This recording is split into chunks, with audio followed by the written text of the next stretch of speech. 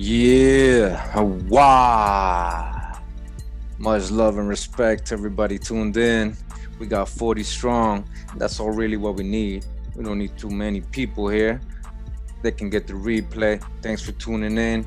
Love you guys. You know, having fun with this series. It's correlating all the research. You know, we're opening Pandora's box here.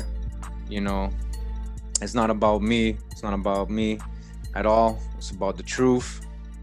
You know, this ain't personal. We just got to go with the truth leads us, though, you know, and you got to embrace and, you know, understand your complete heritage, not just one part you want to be, but all of it. You know, this may not apply to you. And if it doesn't, okay, but we can't generalize. You know, this is what we're finding out. This is what the research is leading to. And, you know, this is what they hid from us. Much love and respect. Make sure you guys can hear me. Let me get a 1. Make sure you guys hearing me. You know, I'm not just talking to myself here like always sometimes. Pura vida, pura vida. Much love and respect to Vaso Breeze. Vaso Breeze for the instrumentals. We're going to use your instrumentals in this video, brother. Thank you for the music you sent me. Much love and respect to everybody tuned in right now. You know, got Rod Jeweler. Much love. Boycott Boredom. Harif, Kendall, Rodriguez. Pura vida, Kendall. Ya usted sabe. We got Queen Ottawa. All right, Robert. Hey, Drop Nations in the house. Leslie Cruel. Markel Holland, G West. Much love. Rod Jeweler again. Let me see who we got here as well. Dead Game Boxing, Jen Mohawk, Blazer 71, of course, always repping. David Corey, much love and respect for being here. Sid Gilla, Amani Bay, much love and respect once again for being here. Solio, Incarnation, Bodega Veggies, Boss Strokes. All right, much love again and respect to Bezo Breeze for the beats. All right, much love and respect, brother. We loving it, man. We jamming, we vibing. All right, think we got enough people here. Yeah, we got 60 strong. We can start out here. All right, how's everybody doing today? I'm only as great as you know, as you know, what value I can give to help out, to build. You know, a great man is not a great man without people. You know, a great man can't declare himself a great man by himself. It has to be the people. You know, a great man is for the people. A great man is for justice, righteousness. You know, spreading love, unity. That's a great man. All right, so much love and respect to everybody. Thank you for all the support. You know, we got a little bit of trolls here and there all the time, especially with these videos. Everybody's a little confused. Everybody's going crazy. Don't worry. I'm just the middleman. I'm just a messenger. Don't kill me. I'm just doing the research. That's what it's saying. All right. They lied to us about everything. You know, you gotta put away those textbooks because they ain't worth nothing. You know, those textbooks ain't worth nothing. All right. Much love and respect to everybody coming in. Ninky Stratton, Trey Rogers, Jay Des, a new brother, new. What's up? Dimples Gang, what's up? Hey, everybody's coming in. Much love and respect. Try to make a quick one. I always say that, but it ends up being long. You know, I love being here with you guys. You know, try to make the time, whatever it is. I can't pre-record. I don't got the time to pre-record right now. I've been busy in my day job, but it doesn't matter. We go live. We do this raw. It doesn't matter. Thank you for the support. Thank you for the support. Jaguar Setek. Much love. Much love.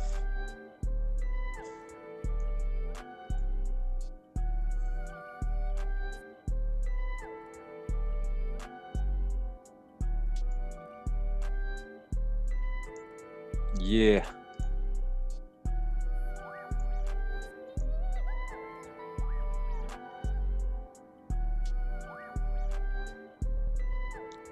Just bear with me so we can get this going.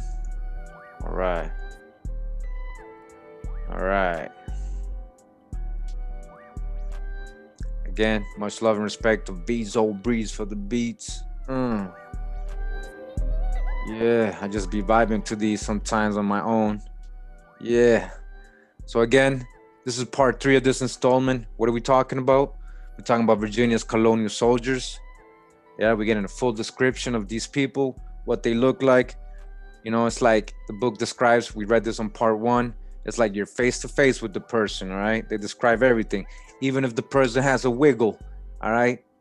Even if he has a wiggle while he walks. You know, a wiggle while he walks. Even if it's an Irish swarthy person with a wiggle in his walk. You already know. So we got Virginia's colonial soldiers. Now, I want to show you something very interesting, right? And how they do things. I want to show you how they really do things. Pay attention, all right? All right, so we got, this book is written by Lloyd DeWitt Bostruck. Again, you know, this is for educational purposes. We're just trying to, you know, discuss what we learn here. Education, you know, Lloyd, don't give us no flags, Lloyd. Lloyd, we love the book. Thank you for putting this together for us, Lloyd. We love you for that, Lloyd. All right, so Lloyd DeWitt Bostruck is the author of this book. All right. Just make sure you guys can hear me. Yeah. I wanted to show you what they do. This is from Google Books. I found it over here. But let me just show you real quick.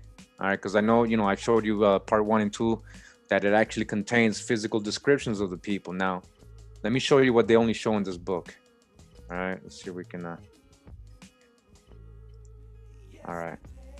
So again, this is the book. We've read this part. If you haven't caught part 1, 2, make sure to catch that if you haven't. Now, this book right here, the preview in Google, look what it's showing. None of these pages are the ones showing the description. All right. So they think they're slick. They think they're very slick. So, you go look for this book, you'd be like, oh, this is just a bunch of names of some white people, Europeans. These ain't my people. William McKee's not your people. The McKees ain't colored people. Oh, I think you need to do some research. All right. So let me just show you. All right. I can go all the way in their preview, and it's a lot of pages. To do this, they actually had to hand pick the pages. They actually had to hand pick the pages they were going to preview. All right. So that's the hijack big time. They was going to, they're trying to scare you away from getting this book. They're like, oh, this book looks boring. It's just a bunch of names of Europeans. Look at this. I'm going to scroll all the way down. None of these have the description. All right. We already know because we read part 1 and 2. I'm sorry, we already got it on part 1 and 2. A lot of the book showing, description. What we got? We got dark skin Europeans. We got brown skin Europeans. We got so swarty. So swarty. Can I get a so swarty? Yeah. Hashtag. Yeah. You ain't gonna see none of that in this preview at all. None of that in this preview at all. I'm gonna scroll down. You guys don't believe me, right? That's how slick they are, man. This is what happens, and I encounter this all the time in my research. And I'm like, how come it's saying it's describing the physical description in the back, though? Where is it? Where's the physical description? Oh, they lying, huh? There ain't no physical description here.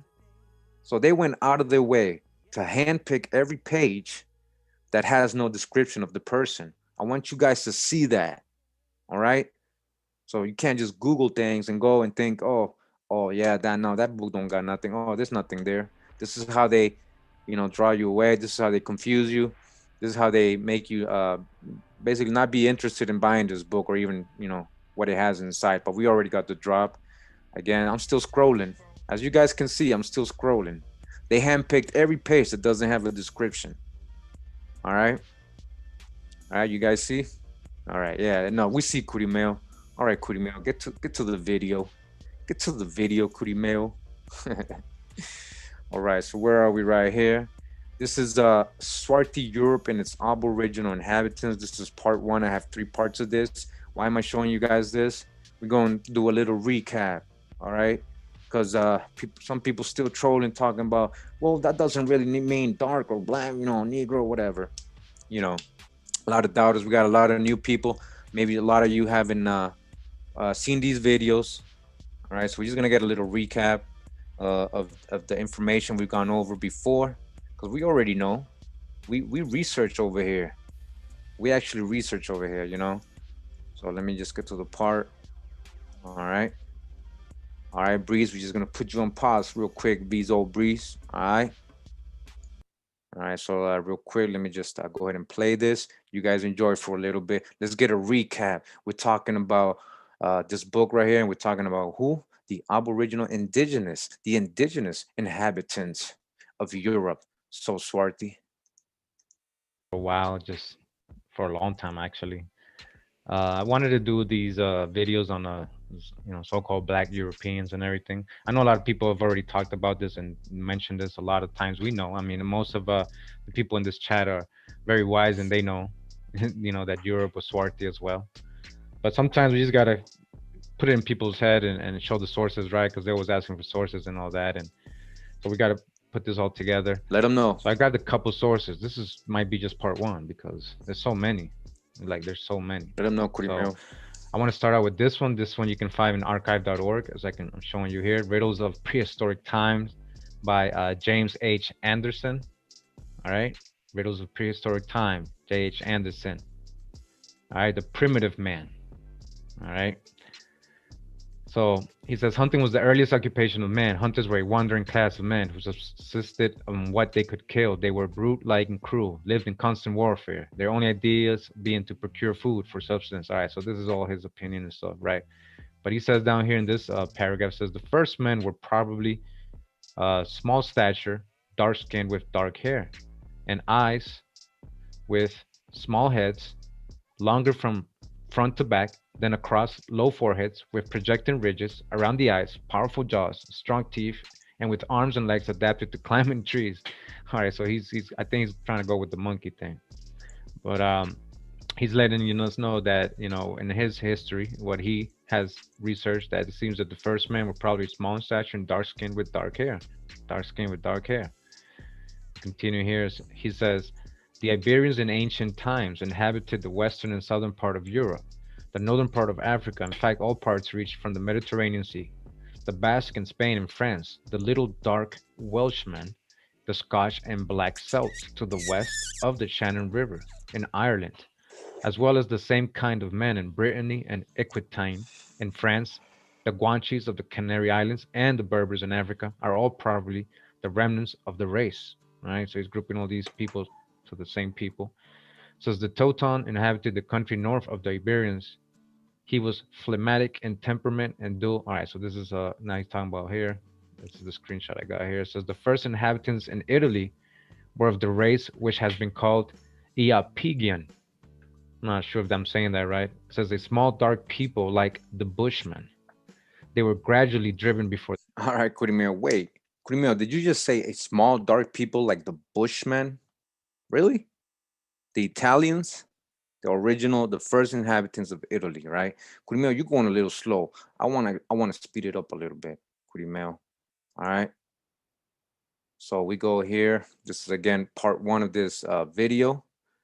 And in this video, we show a lot of images, I haven't. wall paintings. Again, this is the Bicanti tomb in Tarquinia, it says here. All right, make sure to catch this video fully if you haven't. All right, make sure to get that. Let me just show you. All right, so this is an Etruscan right here. I get. Sorry about that. So we got Etruscan right here, and we got some more pottery statues from Europe, talking about ancient Romans, ancient Etruscans. All right, as you can see, of a dark complexion, what you want to call screen.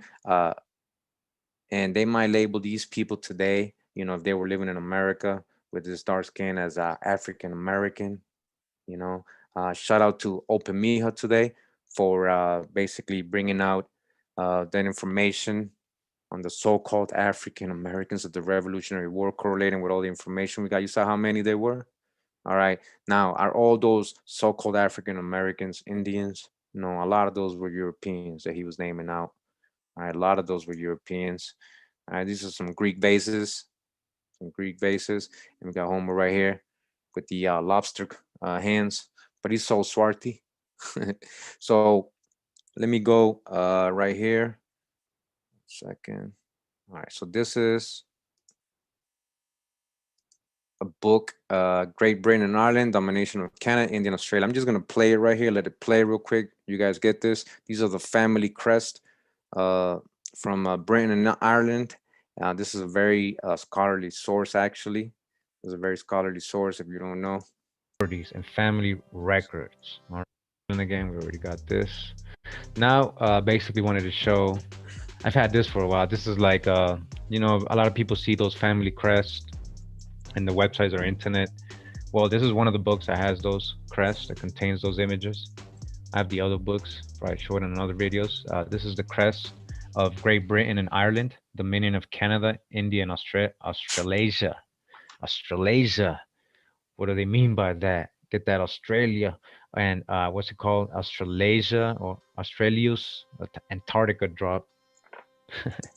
Derived from best authorities and family records. All right. This is an official, the Fairbairns or Fairbairns crest, family crest. All right, collection. This is one of them right here. All right. The Archer. Now, if you go to the book, you can see what family it is. Number 5, it'll tell you in the book. You can go check it out. All right. These ain't slaves. These are family crest, All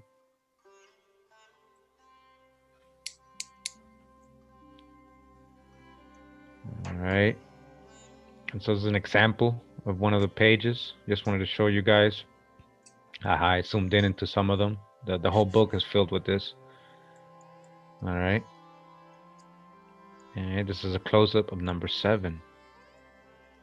All right. So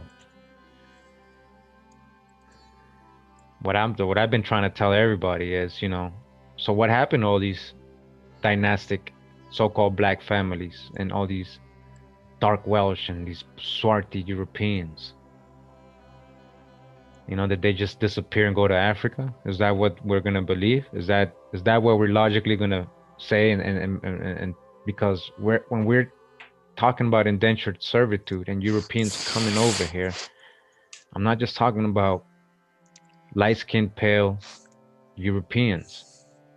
I'm talking about what they were calling the Black Dutch, the Swarthy Germans, the Black Irish, the Black Scots. Hundreds and hundreds of thousands, hundreds and thousands. I'm telling you, we've got the numbers. In case you haven't seen my videos of white servitude, indentured servitude, and I got a lot more coming. And it's just overwhelming the amount of so-called black Europeans that were sent over here to work in plantations, tobacco, sugar plantations, to be, as convict prisoners of war, these Jacobites and all that. I'm going to show you today the muster rolls. All right, we're gonna show you what they look like, what they're described as.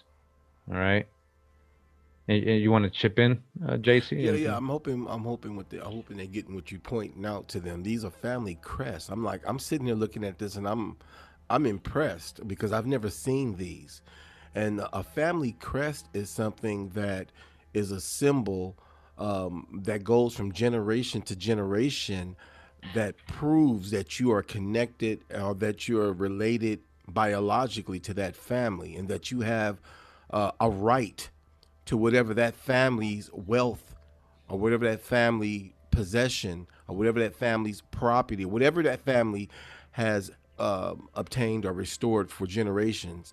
And I'm like, wow, these are family crests. I mean, I'm gonna tell you something what it's telling me, okay, from what I know from the research that I've done. Now, it's possibly that these families are still here. that's, that's what Yeah. a family crest is not something that you say, okay, oh, that's something that, all, oh, all, that all, once existed. You know what I mean? That's not all these something. families are alive today. All these Exactly. families.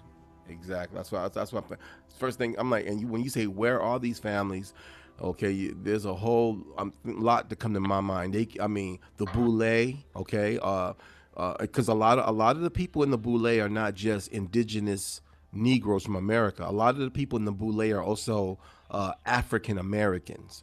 And so I'm also thinking about, you still got a lot of families, wealthy families that are not even seen on television here. But if you do research, you can We're find gonna them in work, who are still living in Europe, and they're so-called well, black families we're who are gonna we're gonna wealthy. we're gonna cover all that, and then who these people and important abolitionists and famous so-called black leaders and what their genealogy is. And a lot of people's gonna be shocked. And you mentioned the Boule. Well, I'm gonna show you some of its founders, who they are. All right. So what's their genealogy? So this is not a conspiracy video here, but Damn, Cootie man, right now damn. we're trying to show history, right? We ain't talking about conspiracies. If right, I got in the screen right now. Again, it's from the very famous Family Crest book of Great Britain. All right. And so again, this is what you find in this book. Different crests. All right. And we're gonna zoom into a couple of them again. All right. Now, when I be saying, "Do you remember who you are?" All right, we're all in the journey, right? We're all learning. I'm a student too. Doesn't mean I got all the answers just because I got all these videos and I'm reading all these books. I'm continuing to learn, and I'm starting to see a bigger picture here, a real bigger picture. All right, and I hope that everybody understands what I'm saying and showing. All right, and I'm not We saying do, Cootie this is man. a large percentage of what you and your family, but I'm saying is everybody got to do their own genealogy, Yep, find out. Because they exactly. grouped a lot of people together and called them so-called Stop Negro. They grouped a generalizing. lot of people together, called them mulatto. Grouped a lot of people together and called them white. And now we're doing what we call ourselves, abos. So Abos. there's another crest Start right here. grouping everybody. All right. Let them know, Curimel. Yes, these crests are associated to surnames. In the book I showed in the beginning, the 9 will show you or you could just go to Google right now if you like.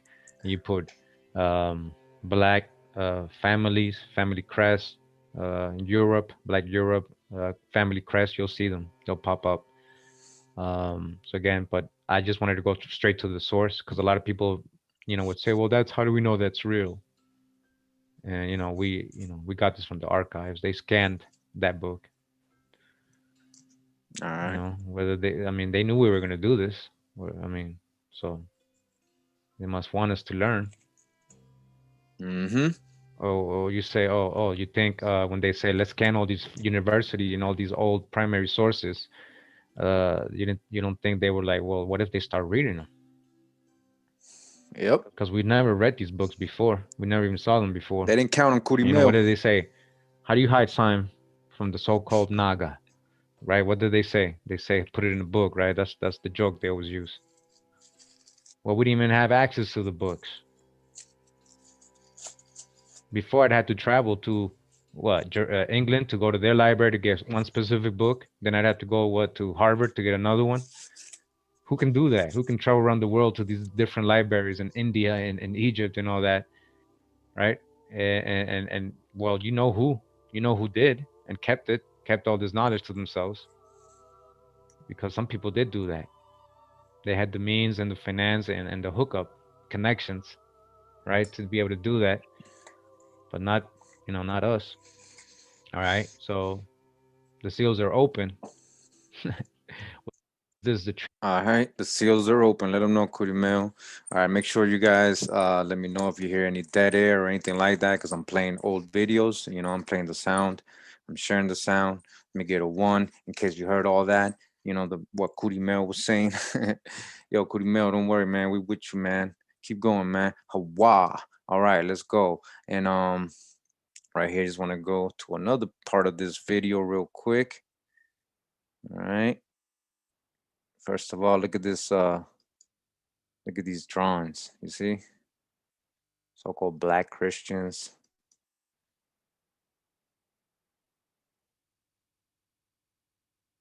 We got Elizabeth of Bohemia. She was looking very swarthy, had curly hair. We got Charles V over here. Yeah, Charles V. What do you mean, Charles V? Holy Roman Emperor Charles V. All right, the Holy Roman Emperor Charles V. All right, and I got another website because the painting is in this Dutch museum, very famous, and they say something about him working or being part of the Holy Roman Emperor, like his servant or somebody. Yeah, that's from this Dutch museum that Curimil's talking about. This is you could actually get that info part 3 of this series where I show the museum and the painting where it's located, and they try to add some hijack, like this is the servant of Charles V. He's the servant of Charles V, yet he's dressed basically how the emperor, the Holy Roman Emperor, would dress in that time, not a slave or servant or anything like that. All right. And how do you know that's in Curimel? That could be anybody. Well, we also got a painting in the Larco Museum in Peru, in Lima, Peru. It was done back when the Spaniards were colonizing, and they actually drew the Incas, right? They drew the Incas, so swarthy, all of them. And they drew Charles V. All right, let me just show you the guys that, all right? A list of the kings, the Inca kings. This is Manco Capac right here, all the way to the left, and his queen all the way to the right. That's Mama Waka. Mama Waka. Waka. Waka. Wakanda. Waka. All right, and then we got the Inca kings after him. All right. We even got the Jaguar Waka. The Jaguar Waka. Number 7. All right. And down here we got Viracocha. Yep. All the way in the left. Some Viracocha. say Viracocha is Quetzalcoatl. Yep. All right, but what I want to show you is the person all the way to the right, down in the bottom. That's actually Charles the Fifth, Charles V, right there. Same Yep. one that we just saw. Mm-hmm. All right, so this is from a real painting from 1500s. This is in the Larco Museum in Lima, Peru. Right, this is from a photo somebody took because they won't publish this on the internet. I had to like find somebody took a photo of it, and I'm glad it was like 2,000 pixels, so I was able to grab it and make it even bigger so I can zoom in and everything. All right, so this is Charles V right here at the end when they took over, and you see before him everybody got a scepter. Of what I was talking about, the scepter is the keys. The scepter, he don't have it. You see, he has a crown. They have a scepter. That's from the Most High Creator. That's the scepter. All right. So we're gonna go back. All right. So real quick, just go to another part of this video. Holy Roman Emperor Charles V. What Con Drop be saying? Much love to Drop Nation. Con Drop. A more on more war.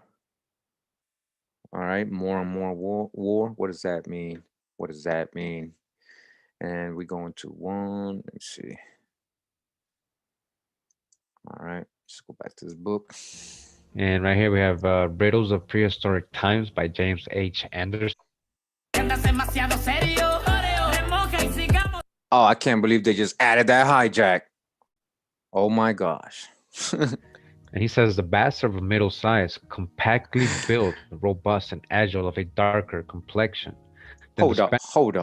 So before we had the reggaeton interruption, we're reading from again the book Riddles of History, I believe. Just 1 second. We can't skip the sources. Don't try to hijack us in the middle of our presentation. Riddles of Prehistoric Times by James H. Anderson. And right here we have Riddles of Prehistoric Times by James H. Anderson. And he says the bastard of middle size, compactly built, robust, and agile, of a darker complexion than the Spaniards. So the Spaniards are dark, remember. So the Basques are even darker. All right, the Basques, the original Basques. Their language has a resemblance to the Finnic, as well as to some of the languages of the Red Men of the Pacific coast, and to the Gallic in Ireland and Brittany. An ice age probably drove them south. Some few probably survived as cave dwellers, but the larger part perished. It says here the first inhabitants of southern Europe, northern Africa, Arabia, France, and the British Islands were a race of small men who did not average in height more than about 4 feet 5 inches. They were of slight build with dark complexion. They were cave dwellers, emanation from Lemuria, he says, right? Lemuria. So now he's getting mythical right here, right? Or is it not? We're talking about a land in the Pacific that went down. I believe was still attached to the Americas.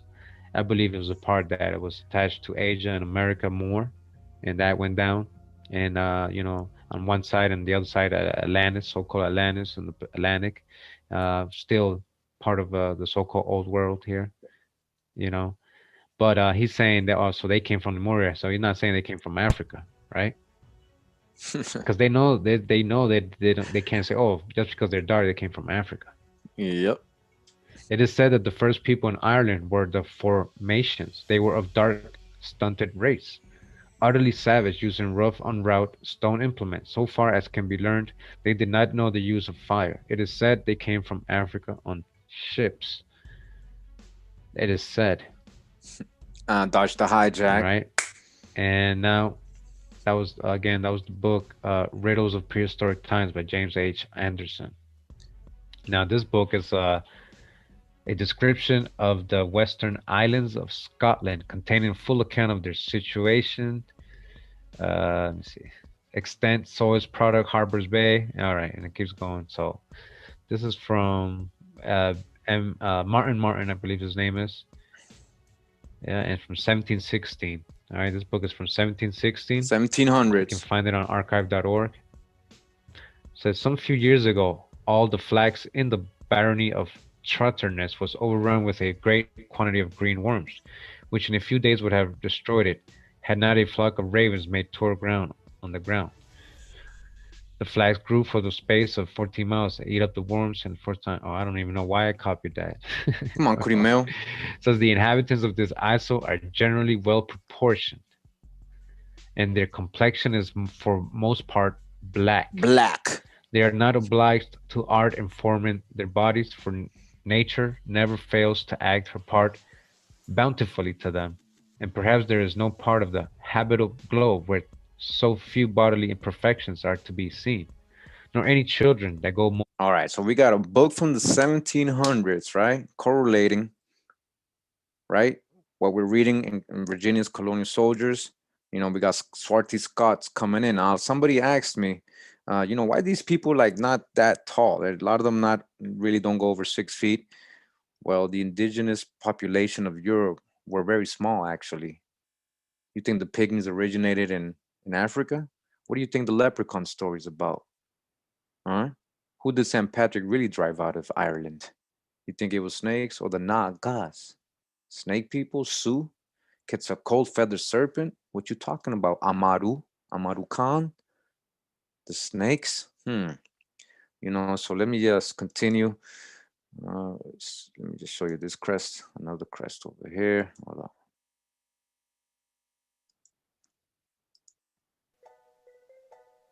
And this crest right here, it says arms of Silas Titus of Boucher, 1623-1704. Titus was captain of Dill Castle and gentleman of the bedchamber to King Charles II, an English politician. All right. This is another family crest. This is arms of Jean III, the Grailly. Capital de Bush, Sir Jean III, the Grailly, capital of the Bush KG of Paris. Now we're just moving on ahead real quick. And again, so the same book, a description of the western islands of Scotland. And we're talking about the isle of Arran, or the island of Arran. It says the inhabitants of this isle are well proportioned, generally brown, and some of black complexion. They enjoy a good state of health and have a genius for all callings or employ. All right, okay. Brown or black complexion. Brown or black complexion. And the all right. So yeah, I mean, I'm not gonna play all this. You guys can catch this video on your own. Now, they're talking about the Isle of Gigay here. Again, this is in Scotland. It says here that the inhabitants are all Protestants. All right, Protestants. Now, I think this was before I was really learning about the Protestant, the Huguenots, and all that. So I was like, why I keep running into these swarthy, brown complexion people being Protestants? So who's a Protestant? All right, now we know, right? Who's really protesting the Catholic Empire? Protestants protest, and they were crypto people. They were practicing other, well, they had a cultural background, right? They had a different religious view. You know, a lot of these people were actually Muslim and Sephardic Jews, and they were considered new Christians, right? They had to accept Jesus and Christianity, so they make their own denominations like Protestants, Quakers, Presbyterians, Baptists. All right, the inhabitants are all Protestants and speak the Irish tongue generally. Irish Protestants, there being but a few that speak English. They grave, and so I thought Irish was English. You see how? All right, so this is deep. This is deep. Are they speaking the old Gaelic Celtic? Are they speaking the Armorican? Did you guys know that the old Britain Celtic language was called Armorican? Armorican. What is the Jamaicans and people in the West Indies really talking? All right, what are they really talking? Armorican. They're grave and reserved in their conversation. They are accustomed not to bury on Friday. They are fair or brown. They are fair or brown in complexion, though they have many hues in that island. All right, you see that? So let me go on ahead real quick. The natives. All right, so this is on the small isles of Jura. It's funny because Jura, you just replace the R for a D as Judah. Judah, within which there's a good anchoring place. The natives here are very well proportioned, being generally black of complexion and free from bodily imperfections. Now remember, we ain't talking about just anybody living there. They're talking about the indigenous people here. This is just like any European coming over here and talking about the indigenous people when he's he's writing down, when he's an anthropologist. And so this is again the natives. These are the people there. Again, being generally what? Black of complexion. But Male, black don't mean black mean white. Oh, so now you want to say black means white and white means black, and now that's all conjecture. Are you talking about the 1828 Webster's Dictionary? This is after this. This is from the 1700s. Did they try to do something with the Webster's Dictionary? They trying to add some hijack, like, oh, they might realize, they might read this one day. Let's say it's white. Because I know it means blank of color. I know all the explanation, but we know what they're talking about here. We know what they're talking about here. They speak the Irish language. All right. It says here, what's the Irish language? Armorican, is that what you're talking about? All right. It keeps going. Just show you guys. All right. So that book actually, make sure to get the whole video. Again, get that book. Let me just real quick go to another part.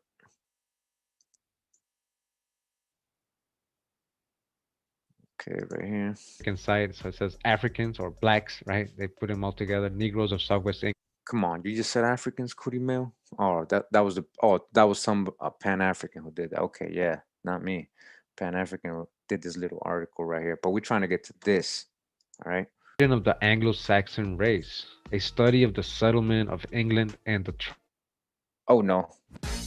Disfrutar de la mejor. Oh, oh no. Yeah, guys, I'm in Mesoamerica. So it's in Spanish and everything. Look at that drink. They're trying to see what they're trying to do. Man, dodge the hijack. They're trying to give us the spirits. English people by the late Thomas William Shore, author of a history of Hampshire, etc., honorary secretary, London and Middlesex Archaeological Society, honorary organizing secretary. Sorry about that. I just want to make sure you guys get the title of the book. 6. Hold on. Middlesex Archaeological. Origin of the Anglo-Saxon race. So origin of the Anglo-Saxon race is study of the settlement of England and the tribal origin of the Old English people. Oh yeah.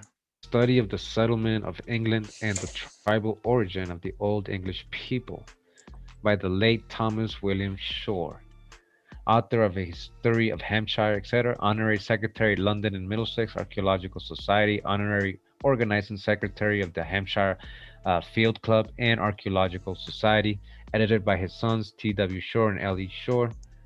All right, this is from 1906. We're all the way in chapter 6. It says Rugians, Wends, and tribal Slavonic settlers. Now it says here that the name Wends was given by the old Teutonic nations of Germany to those Slavonic tribes who were located in the countries east of the Elbe and south of the Baltic Sea. It isn't the same as the older name used by Ptolemy, who says that the Wendnedae are established along the whole of Wendish Gulf. Tacitus also mentions the Venedi. There can therefore be no doubt that these people were seated on the coast of Mecklenburg and Pomerania before the time of the Anglo-Saxon settlement. That there were some differences in race between the Wends of various tribes is probable from the existence of such large tribes among them as the Wiltzi and the Obodriti, who in time of Charlemagne formed opposite alliances, the former with the Saxons, the latter with the Franks. The Wends who still exist in Lower Saxony are of a dark complexion. They're of a dark complexion and are the same stock as the Sorbs or Serbs of Serbia. They are Slavonic, but many tribes of Slavonic descent are fair in complexion. So, all right. So a lot of people see, what I'm trying to show is we gotta stop really generalizing. I know it's hard. I know that, we want to just say these people are that and these people are that, and that's it. So we're with the notion that the first slaves were Slavs because of the, Slav slavery. And yes, like I said here, some of them, it says, but many tribes of Slavonic descent are fair in complexion. All right. But what is it? They're actually the Wends, they're actually of dark complexion. All right. There's also black Slavs, so-called black Slavs. Why would Slavish people be coming out of Moravia? Moravia, Moravia. You know, future video. All right, this is a future video. You know, the Slavs were not just fair or pale-skinned people. All right, there was dark-skinned Slavs, Serbs, or Wends, as they're calling them here. All right, let's see what else we got here. All right, so it says, hold on, let's get Bezo Breeze back in here. Yeah, Bezo, hold on, let's go.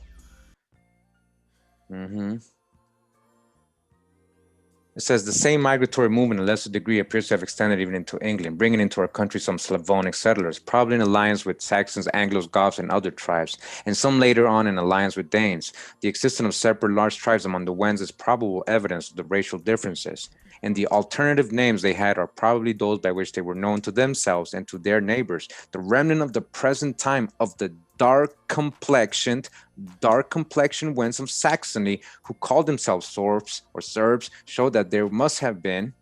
All right, so again, just keep correlating. All right, keeps going. And then look at how it says here. Hold on, I'm going to show you guys that. It says chapter 8, our darker forefathers. Our darker forefathers.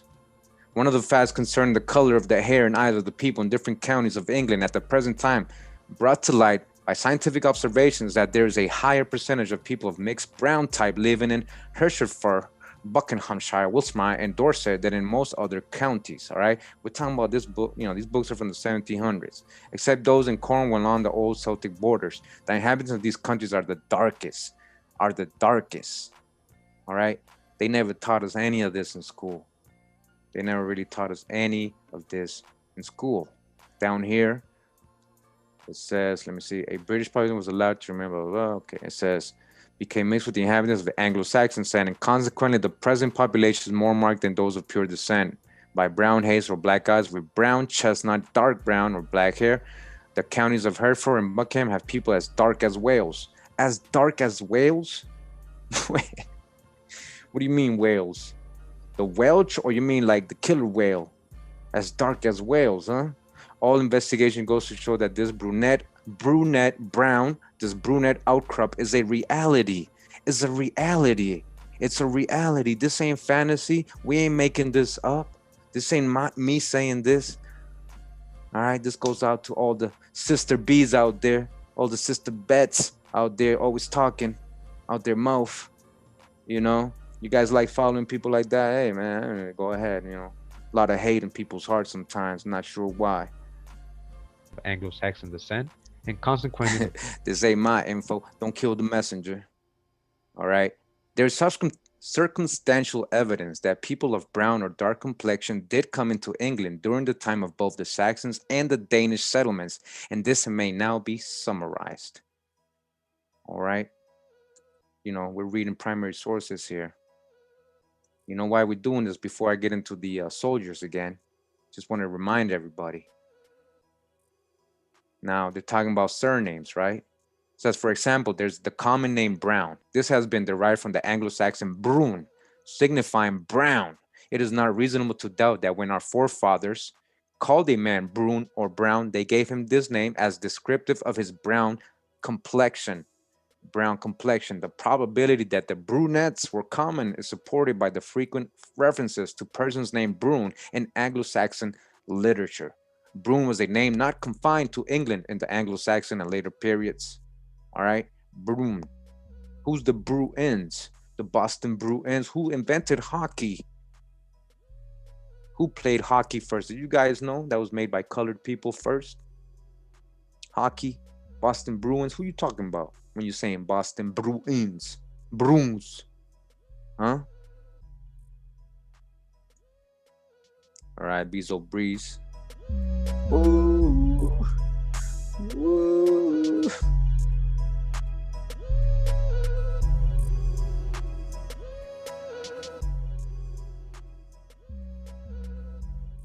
All right, there's another old word used by the Anglo-Saxons to denote black or brown black. Brown black, the word swart. Swart. All right, swart. Hawa. Swart. right? To all the I don't care anymore, man. To all the A1s out there talking about swart don't mean nothing, swart ain't even that important, swart don't mean black. That don't mean nothing. Much love and respect to all the A1s out there. What would I do without the haters? What would I do without you haters? I love when you make videos about me putting my name in your title, clout chasing. Yeah, you gotta get those views up, man. Yeah. Yep. The personal names Swart and Swart may have derived from this word and may have originally denoted people of dark brown or black complexion. Some names of this kind are mentioned in Domesday record of Buckinghamshire and Lincolnshire. All right. Much love and respect to everybody tuned in. These may be Scandinavian origin, for the Kinami or nickname Swarti is found in the northern sagas. Halfdan the Black was the name of King of Norway. All right. Did you guys know that? Halfdan the Black. Do you guys know about Halfdan the Black? He was the King of Norway who died in 863. All right. Now, I just want you guys to understand, because, you know, when we go with a Moorish perspective, also, we also think that Moorish people came into Europe when the Moors invaded in 711 or something like that, right? 700 ADs. Well, they went in and invaded other Moors, if you want to call people Moors, if you're talking about complexion. All right. So it's not about complexion. It's not about, you know, we got to stop generalizing. Again, because what? It denoted, you know, swart, dark brown or black complexions. That's what swart is. All right. So the King of Norway, he died in 863. The so-called black men of the Anglo-Saxon period probably included some of the darker Wendish people, among them immigrants or descendants of people of the, let me just get going real quick.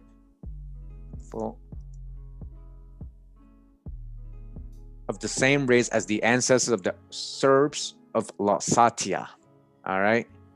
And it keeps going. Some of the darker ones may well have been among the Black Vikings. Black Vikings. Now, when you say in Vikings, Kurimeo, or this book, this Arthur, sorry, it's not Kurimeo, Mr. Arthur. When you say in Vikings, are you talking about Vikings, the word, like, as a people named Vikings, or are you trying to say the six kings? VI, six kings, the six kings. And now we talking about Danes, Danish people, the Black Danes, Danites, Danish, Danites. Are we talking about the first navigators?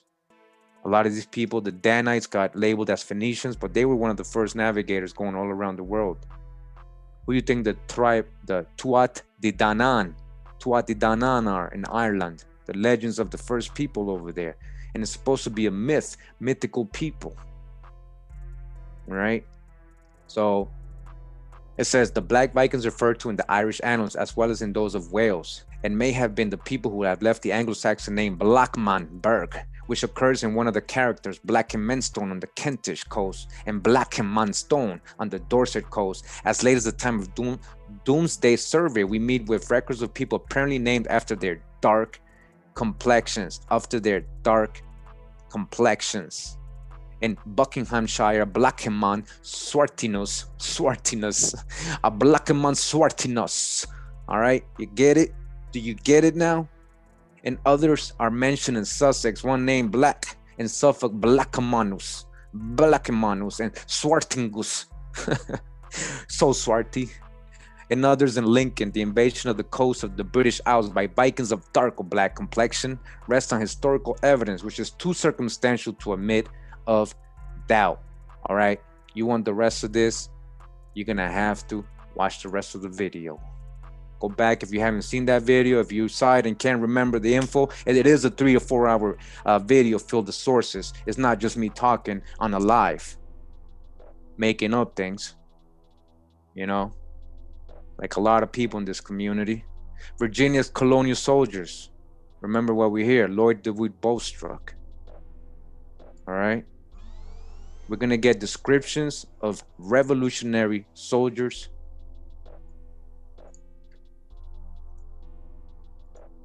All right. And we start out with Matthew Winhead Sussex. Actually, John Pompey Sussex. He's labeled a Negro. That's why I want to start out with this. You know, now we talking about status, or what are we talking about? But he's from Virginia. Now we're to assume, are we to assume he's an African? This could be somebody being labeled a Negro because of status, meaning he's a chattel, indentured servant for life. He could just be an Indian. He could be from the Caribbean. You know, he could be a Black European. He can be both. He can be all three, all above. All right, so he's from Virginia, but he's a planter. Does it say slave? Does it say slave? Doesn't say slave there. Matthew Whitehead, Sussex. He's fair. He's from Virginia. John Barnett. He's red. He's from England. George Powell. He's fair from Virginia. John Kishman. He's red from England. John Murphy. He's fair from Ireland. Daniel Ryan. He's brown. He's Welsh. He's brown. Richard Morgan Gloucester. He's dark. He's from Virginia. He's a planter. Is he a slave because he's dark? In that time in the 1700s, remember this is from the 1700s. Christopher Fielding Culpeper, he's brown, he's from England. Solomon Simpson, he's brown, he's from Virginia. John Gardiner, he's light, Virginia. Christopher Bond, he's dark skinned from Virginia. William Criswell, he's fair skinned from Virginia. Dr. Bowles, he's brown skinned from England. David Jones, he's pale skinned from Virginia. All right, we got a pale skinned person here. All right. Samuel Dexter, he's brown complexion from England. James Guttery, he's fair from England. We got Aquila Byrne, he's brown from Virginia. Timothy Conaway, he's brown complexion. He's Irish. We were just reading about these people, right? Remember, 5'2", look at the height. They were small, but eventually by these times they were kind of mixing in, probably getting, you know. But these are a lot of these. That's why they're in general they're very small. Virginia planter Timothy Conway. All right, we got Jeremiah Collum. He's fair skinned in England. Thomas Codham, brown complexion. Regina James Davis, he's brown complexion from England. Patrick Feeney, he's brown complexion from England. Richard Fisher, he's fair from England. Jim Jones, brown complexion from Virginia. I'm sorry, John Jones, not Jim. Jacob Lewis, yellow, the yellow man. He's from Virginia. He's a yellow man from Virginia. John Leland, he's brown complexion from Virginia. Samuel McDowell, he's fair complexion from Ireland. John Mans, fair complexion from England. William Newell, brown complexion from England. Edward Nichols, fair complexion from England. William Robinson, he's fair from Virginia. James Ryan, brown complexion from Ireland. Charles Redmayne, he's brown complexion from England. Edward Thompson, fair complexion from England. Thomas Smith, brown complexion from Virginia. Joseph Sawyer, fair complexion from New England. John Williams, he's yellow from Virginia. He's a yellow man. George Williams, brown complexion from Virginia. And then we got Ezekiel Young, brown complexion from England. All right, brown complexion from England. Got the next page over here. Let me just zoom in. We got size roll of Henry Woodward's company. This is from 11 September 1757. Roll gave name, country, age, height, county, complexion, trade, and description. It says here, John Nash with no information, Richard Trotter, no information, Joseph Fent, no information, William Dean, no information. Now I'm reading out the names on purpose because these names might come up, you know, pop out in your memory, in your head, maybe a family tree, or maybe that's your surname, and maybe you can dig a little bit more into it. All right, this is in Virginia. Again, we got Abraham Shaw. He's brown complexion. He's dark, small, thin face. All right, he's from England. All right. Brown with dark, small, thin face from England. Charles Farmer. He's a drummer. No info. John Clark. He's from England. Brown complexion, dark, well proportioned. He's dark and well proportioned and brown. Is that the hair? What is that? They didn't say nothing about hair here, right? In the description, it says complexion. All right, and description. So he's from England again. Thomas Evans, he's from Virginia. He's dark and thick and well said. John Scott, he's dark complexion. He's a planner and he's a Scotchman. The Black Scots, Highlanders, what we talking about here? William Hunt, he's from England. He's fair complexion and dark, it says. I must be the hair. One of them must be the hair, okay. But they didn't say they were giving out hairs. Let me just see again. Where'd it go? 1 second. Lost my place, sorry, okay. County, height, age, trade, description. Okay, well, it doesn't really say what they're talking about here. We don't know if fair is the hair or fair is the complexion.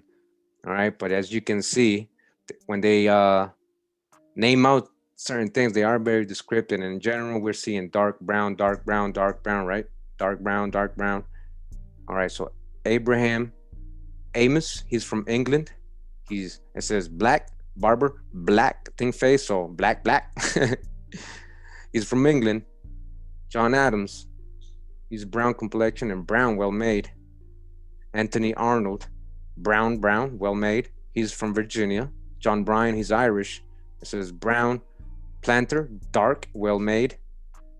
Francis Brooks from Virginia, says dark. He's a planter, dark, very dark skin. Now we got 3 darks in this guy.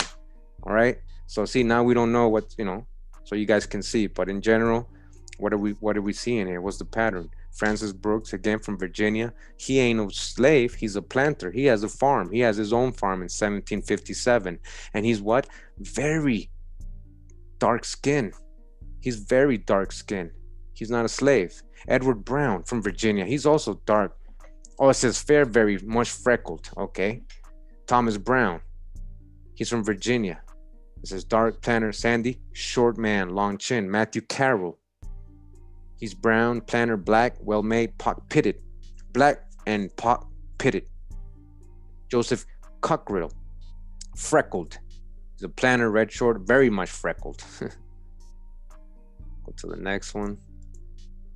It says here, size roll of Captain Robert Sportwood's Company, Fort Young, 4th of October, 1757. Again, I haven't read this.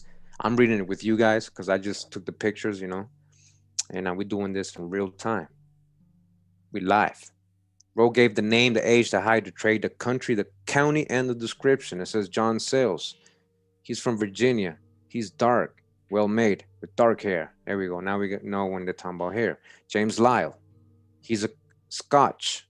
He's a carpenter. It says he's fair. William Tolbert. He's from Maryland. He's fair complexion. Henry Francis. He's from Virginia. He's dark complexion, well said, black hair. William Blackie, Blackie. He's from Virginia. He's dark, stoops very much in the shoulders with black hair. William Bear, he's from Virginia. He's dark complexion and lame in one leg. John Boswell, he's from Virginia. He's fair complexion. William Gill, he's from Virginia. He's dark complexion. James Sufworth, he's from Virginia. Dark complexion. William Maynard, he's from England. He's fair. And then we got Robert McElroy. He's Irish. He's dark complexion. We got a dark Irish, McElroy. William Simmons, or Simons, Virginia, brown complexion. John Wright, he's from Virginia. He's fair complexion. John Petter, he's from England. He's dark complexion from England. Richard Powers, he's Irish. He's fair complexion. Thomas Dyer, he's from England. He's sandy, it says. Sandy. Sandy, hey, that has color. William Summers, he's from Pennsylvania. He's brown, well made. John Burgess, he's from Maryland. Brown complexion. Patrick Hughes, he's Irish. Brown complexion. Thomas Brown, he's dark complexion. He's from Baltimore. He's Maryland. John Hudson, he's from Maryland. He's fair complexion. That's that one I got. David Dawson, he's from England. Says he's red complexion. Cooley Logan, he's Irish. He's dark complexion. Mr. Logan is Irish, dark complexion. Got Timothy Toll. He is from England. And it doesn't say, it says brown hair. Let's see what we got here. We got, okay, so George Jackson, he's from England. He's brown complexion. Jackson, right? Jackson. Jackson, brown complexion, from England, Jackson. Sarah Goins, Maryland, dark complexion. John Welsh, he's Irish, he's dark complexion, from Ireland. Michael O'Neill, Irish, he's red complexion. William McMarth, he's Irish, he's dark complexion. William Bramford, he's from England, he's fair complexion. Christopher Smolinski, he's from Prussia, Germany. It says he's sandy. Lackey Maccabee, or Lacey Maccabee, sorry, Maryland, he's fair complexion. John Posey, he's from Maryland, he's dark complexion. Matthew Fowler, he's from Maryland, he's fair complexion. We got Robert Speck, he's from Maryland, he's brown complexion. John Fleming, he's Scotch, he's fair. John Purdue, he's from Maryland, he's sandy. Thomas Simmons, he's from England, he's fair complexion. And Thomas Brannan, he's an Irishman who's of dark complexion. Well said, short black hair. He's Irish with dark complexion. All right.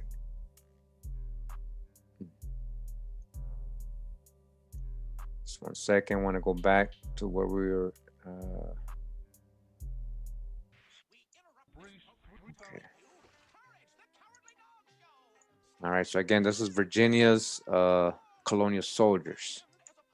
So real quick, I just want to show something right here. All right. So this is part 2 of my video, Swarty Europe and its Aboriginal inhabitants. So we're correlating all the info, right? You know, this is Anacapolis. Hold on, let me get the book. An attempt to draw aside the veil of the Sadic Isis, an inquiry into the origin of languages. All right, what does it say? It says, to make things complete, we want nothing but a church dedicated to the Black Savior. And if we cannot show this, there is scarcely a church in Italy where a black bambino may not be seen, which comes very near it. If Pausanias had told us that the infant Jupiter, which he found in Arcadia, had been black, we should have had all we required, for he had before told us that Jupiter had the title of Savior, and Statutes tells us he was black. The god Jupiter was what? Black, so-called black, the black bambinos. What are we talking about here? We already got in the other book that the Italians were dark, right?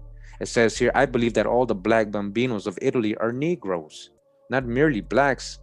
This admitted it would prove the very early date of their entrance into Italy. All right, black bambinos, the black bambinos. All right, and then we show some Christian iconography in Europe. All the stuff they don't really show us, as you can see here. All the stuff they kept out of the textbooks. Why they never show us these things, huh? If you like it, make sure you like the video and share it. Make sure you get this out there. They cannot dispute this information. Any professor, where's the challenges? Who's debunking this? Opinions don't mean nothing in YouTube comments when you got no sources. All right. So I'm gonna continue here. All right. What's this over here? Look at that. All right. Now some will say that's Mary and Jesus, right? Is that really Mary and Jesus? And is that really a boy? That looks like a female to me. That might be a little princess right there. Could be a boy, but you know, might be two matriarchs here instead. All right. So this is again all over Europe. This is a very famous painting right here. Okay, I think this was a depiction of the Virgin of Guadalupe, a European perspective of the Virgin of Guadalupe of Mexico. All right. And in Costa Rica, the patron Mary, because all these Spanish countries, you know, they have patron Marys. They have their own Mary everywhere. The one in Costa Rica is called Mary of Los Angeles, from the angels, right? And she's known as La Negrita, the little black girl. And you know, there's a depiction of her, and they show her as a so-called Negro person, right? Very small. And again, they stole this from the indigenous people. A lot of the representations, a lot of the times were actually of the corn mother. Check out my corn videos, you know, so you can get the whole info on that, you know. And you know, also the whole ISIS and all that goes, the corn mother's older than all that. That came out of nourishment. nourishment. The corn mother nourished us, and that's why they always show Nehut, the Nehut, even before Isis in Egypt. There's an older one, show her giving breast, the milk from the breast. That was the nourishment, the corn mother. All right. So I want to go to a specific part of this video, part 2.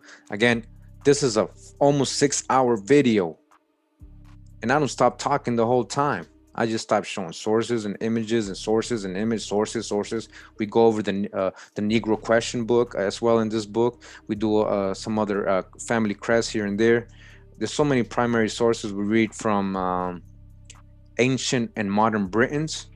Basically, it describes as well, as it says here, the Iberian ancestors of the people of England, recognizing the racial characteristics in the small swarthy Welshman, the small dark Highlander, and the black Celts to the west of the Shannon, as well as in the typical inhabitants of Aquitania in Brittany. All right, all those people, what? Dark skin, swarthy, so swarthy. We already know what swarthy means, and it is important, because if you don't understand what this means, then you don't understand true history, because you're thinking all these people are what? Pale-skinned European white, so-called white man. The white man, it's all the white man's fault, right? You want to just blame the white man. It just sounds better. All right. So again, 5 hours of nonstop sources. And I did this one live. Man, I was tired that day after that, reading for 5 hours. It says here, black or karat. This word is an example of the Ugrian element in Celtic speech. In Gaelic, it is siar or kiar, which is spelled car. Curry, Cur, Car, Cur, and modern Scottish surnames, all of which are simply Kjar. The final A of the slower speaking Mongoloids has dropped off, but the word is the same. It now means swarthy or dark brown rather than black, which signification attaches more distinctly to the word dub. All right, dub. So that's, I know why I was saying that, because dub, right? Dub means black. So this seems to be generally admitted. Physically, they were swarthy. Who are they talking about? It says, but at any rate, the people known as Iberians were spread all over British islands, whether indigenous or immigrants. They don't know. They don't know if it's Iberians. And some of their tribes were known as Damnoni, and Silurs. This seems to be generally admitted. Physically, they were swarthy of color, had curly hair, and were bearded like goats. Swarthy hair and curly hair. Swarthy complexion with curly hair. All right. Let's see what else we get. It says here, and later the Danes, but the typical Dane of today is not a black-haired man, quite the reverse. So they were talking in the previous page that the old school Danes actually had black hair. They weren't blonde, blue-eyed people. And it says, and dub means black, and dub means black without any word of hair. All right, they're not talking about hairs. He's telling you. When they talk about dub, they mean complexion. All right, these two sections of invaders were also known as Finn, Genti, and Dub, Genti, white Gentiles and black Gentiles, both, all right? And as according to Armstrong, Fionn Lochliniac and Dub Lochliniac, all right? When they add the Dub, they meant the colored ones, or the Negro Lochliniac, white and black Lochliniers, or Scandinavians. And in the wars of the Gaedil and the Gaels, the Gales, the Gauls, the Danari, Dane, Dan, Danari, are styled black Danars or black Danes. All right, so you get the drift. Oh, I want to show you guys this. What's up with your red hair, man? What's up with your red? How did you go from this? Wait, hold on. I did this. I remember I did this. All right, so you had black froey hair. You know. And then, you didn't have no red hair. You were a little darker back in the day. And now you're very light skinned. You got red hair. You were actually born with red hair. So you've been dyeing your hair. When you were an actor, you were dyeing your hair black. You were trying to fit in a little bit. I don't know what's going on here. So are you a descendant of one of the red hair? Because the Aryans, the difference between the Aryans, we thought they were white people, but the Aryans were red hair people. The Aryans were red-haired people. That doesn't mean they were white. That doesn't mean they were pale-skinned people. Original people who had red hair were also of color. All right, so we're gonna go to page 2. Let me see. We're going 2 hours and 50 minutes about. All right, and this is the Jacobite Gleanings book from State Manuscripts, Short Sketches of Jacobites, The Transportations in 1745 by Macbeth Forbes. So the prisoners of war, these Jacobites, supporters of King James, were being transported. A lot of these people ended up in plantations. They were prisoners. A lot of these people were being convicted for life. They were being sent to the coal mines, the sugar plantations in the West Indies, and in Virginia, South Carolina, all that. Who? We'll see. Jacobites, right? Jacobites. Harvard College Library. This is from Harvard, right? Harvard. Make sure you share and like the video if you're liking this. We're going to go straight to when they start describing them. All right, so hold up. So it says here, just as one example in what's in this book. Again, this is a ship manifest of the Jacobites they were bringing. Now it says here, Robert Adam, he's what? Brown and smooth-faced. William Bell, he's black with curled hair. Douglas Dougal, we know the Dougal, that means black. Dougal Campbell, he was a servant. Brown complexion. Now, this guy will be called eventually in history to us, he would be named a Negro or an African slave because he's brown complexion. They told us these were all just people coming out of Africa. All right. Alex Katanak, he's black ruddy. Douglas Campbell again here is brown. Alex Campbell, brown ditto. So Dio is ditto swarty. You see that? Swarty, ditto, brown, swarty, ditto, well made. All right. Some more examples. We got Angus MacDonald, he's light. So you see they distinguish. Mark McDougar, he's good face. Alex McNaught, he's brown. It says James Nielsen, he's black and swarty. Now remember, these people are coming from Europe. These are all Europeans. This is before they got to Virginia, right? All right. Again, James Nielsen, black swarty. It says here, John Robertson, maybe brown with straight. Daniel Ross, sandy hair, swarty made. He's swarty made. All right. William Robertson, brown, ditto. All the rest, John Stewart. We know that means black. He's brown, it says here. Ditto.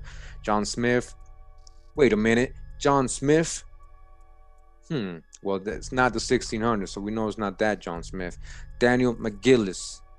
Ditto. He's brown too. James Lackey. He's black. James Lackey. All right, let's go ahead a little bit more.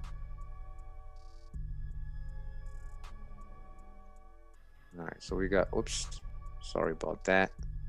Let's go back. Lantis. All right, there we go. Oh no, hijack alert. Hold up.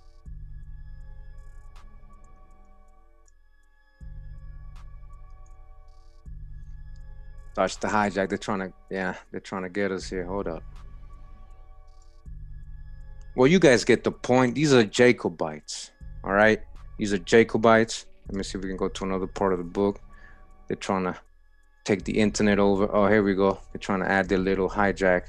Learn Python 3. Really? Come on. All right. Come on. Now they got another one. We're getting too, see? We're digging too deep. Do you see how they put look at the shush. You saw how the lady, she said shush. She just shushed us. You see that? I'm not making things up here. All right. So what's going on here?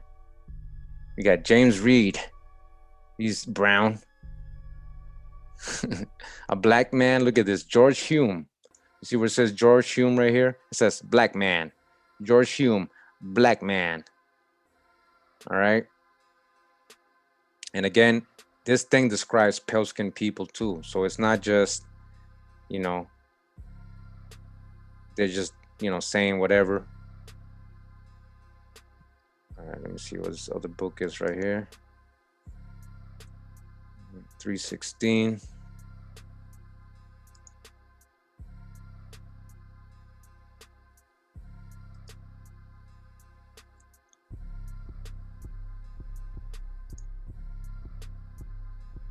So this is going to describe where they were born, their trade, and complexion.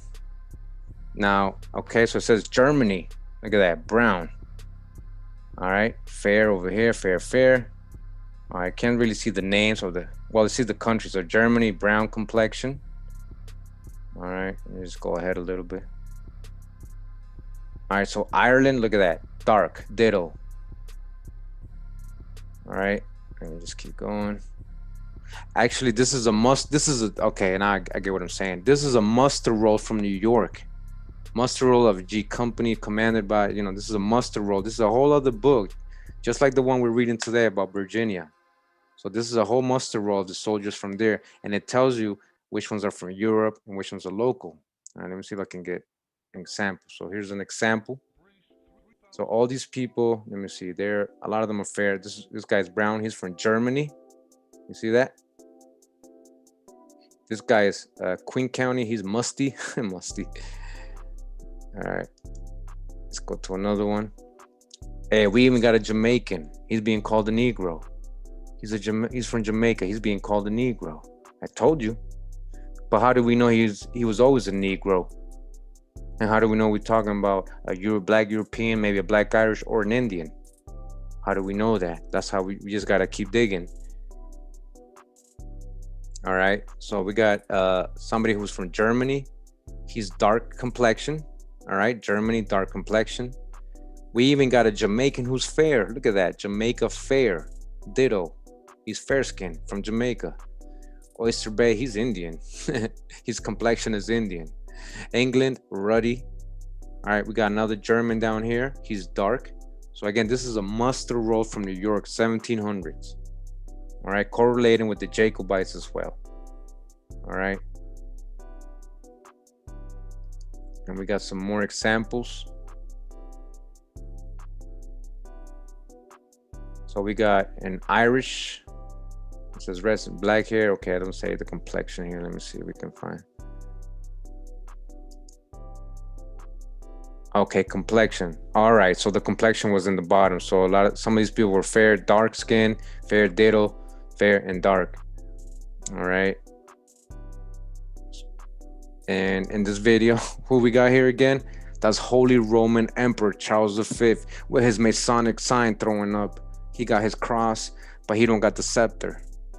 What's the difference between him and the last Inca emperor they took over and murdered, Atahualpa? He had Atahualpa murdered. You guys know the story about Atahualpa? He got him murdered. All right? He got him murdered.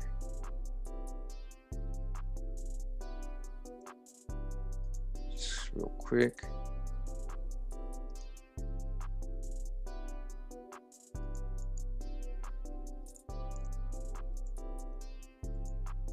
We're back in the book, Virginia's Colonial Soldiers from the 1700s.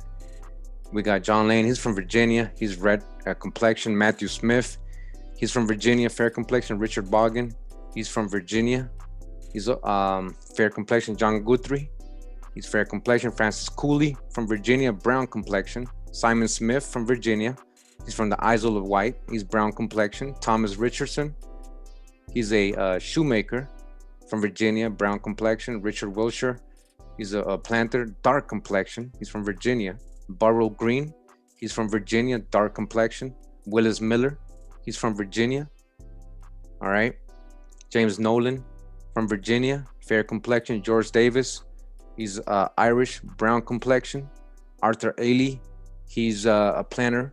He's brown complexion. John Durkinson, he's from Virginia, fair complexion. All right.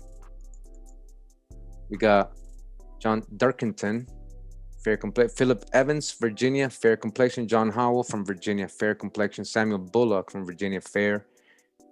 We got Richard Bullock, that's probably his brother, fair complexion. We got John Wall, pale complexion. All right, so you guys can see when there is actual light-skinned people, fair maybe, fair can be beautiful. what we don't know really what they mean by fair, but yeah, we're gonna take it for white. We'll give them that. And then you can see there's a pale description too. So they're very specific. William Dunaway from Virginia, he's brown complexion. John Oakes, he's from Virginia, he's fair. Samuel Howell, he's from Virginia, he's a mulatto. He's a mulatto. He's a Sawyer though. He has short black curled hair, mulatto, black curled hair. Amos Davis, he's from Virginia, brown complexion. Brian Hagun, he's Irish, he's brown complexion. William Crossland, all right, he's from Virginia, fair complexion. William Payton, he's from Virginia, brown complexion. Aaron Feltz, he's from Virginia, fair complexion. Abner Dobbins, he's from Virginia, dark complexion. John Fling, he's from Virginia, fair complexion. China Joyce, he's from Virginia, he's a brown complexion. All right. And then we got another list here. We got Christopher Brown from Virginia, brown complexion. Jeremiah Self from Virginia. Collins, that's all it says. He's brown complexion from Virginia. John Lingo, Virginia, dark complexion. He's from Accomack. Dark complexion from Virginia, John Lingo. Ashby says here from England. He's dark complexion from England. Roberts, he's from Virginia, brown complexion. Davis, he's from Maryland, fair complexion. It says Eaton, a planter from Virginia. He's an Accomack, dark. All right, so now we got a Eaton, and Du Bois supposedly was enslaved by a Eaton, his ancestor, I mean. Thomas, they don't know if he's a Eaton, so they say Thomas Eden or Thomas Bugard. We know that he was in the Revolutionary War. So is this him? Eaton, he's from Virginia, from the Accomack. He's dark complexion. Says here, Dash Justice, a planter from Accomack. He's fair complexion. It says Slavin. So these are some surnames, I guess, they only had from Virginia. Lip, he's from planter from Jersey. He's fair. P.H. Minster from Virginia. It says he's freckled and well set. Charles Travis, he's a Scotch. He's fair complexion. Simon Harden, Pennsylvania, fair complexion. All right, as you can see. Duncan Ferguson, he's from Scotland, fair. David DeHay, he's in England. He's it's a spare with bad limbs and brown hair. John Ufris, he's from England. He's dark complexion. He's from England. William Smith, he's from Virginia. Well-made limbs. Thomas Wright, he's from England, brown complexion. Adam Evans, Pennsylvania, brown, large, well-made limbs. Jesse May from Virginia, brown complexion. Joseph Hicks, he's a planter. He's fair complexion. He's from Hanover. Richard Martin, he's from Virginia. He's brown, spare. John Govern, he's from Virginia, brown complexion. Thomas Shefflet, he's from Virginia, also brown complexion. John Johnston, he's from Virginia, he's fair. John Brooke, he's from Virginia, he's pale. Peter Guin, he's from Virginia, he's brown complexion. Francis Adams, he's fair complexion, he's from England. Henry Blankenship, he's from Virginia, he's dark complexion from Virginia. Joseph Willow, he's from Virginia, he's brown complexion. And then we got John Donald, he's from Virginia, he's black, it says, black, lusty, good limbs, woolly and black head of hair. Woolly, all right, let's go, all right, here we go. John Donald, he's a planter, he's not a slave. This is 1700s. He's from Virginia. It says he's black, lusty, good limbs, woolly and black head of hair. Woolly hair, a mulatto. All right, how would you interpret this? Is this your family? Joseph Hinshaw from Virginia, brown complexion. Michael Burns, he's Irish. He's brown complexion. He's Irish. Strong limbs, though clumsy.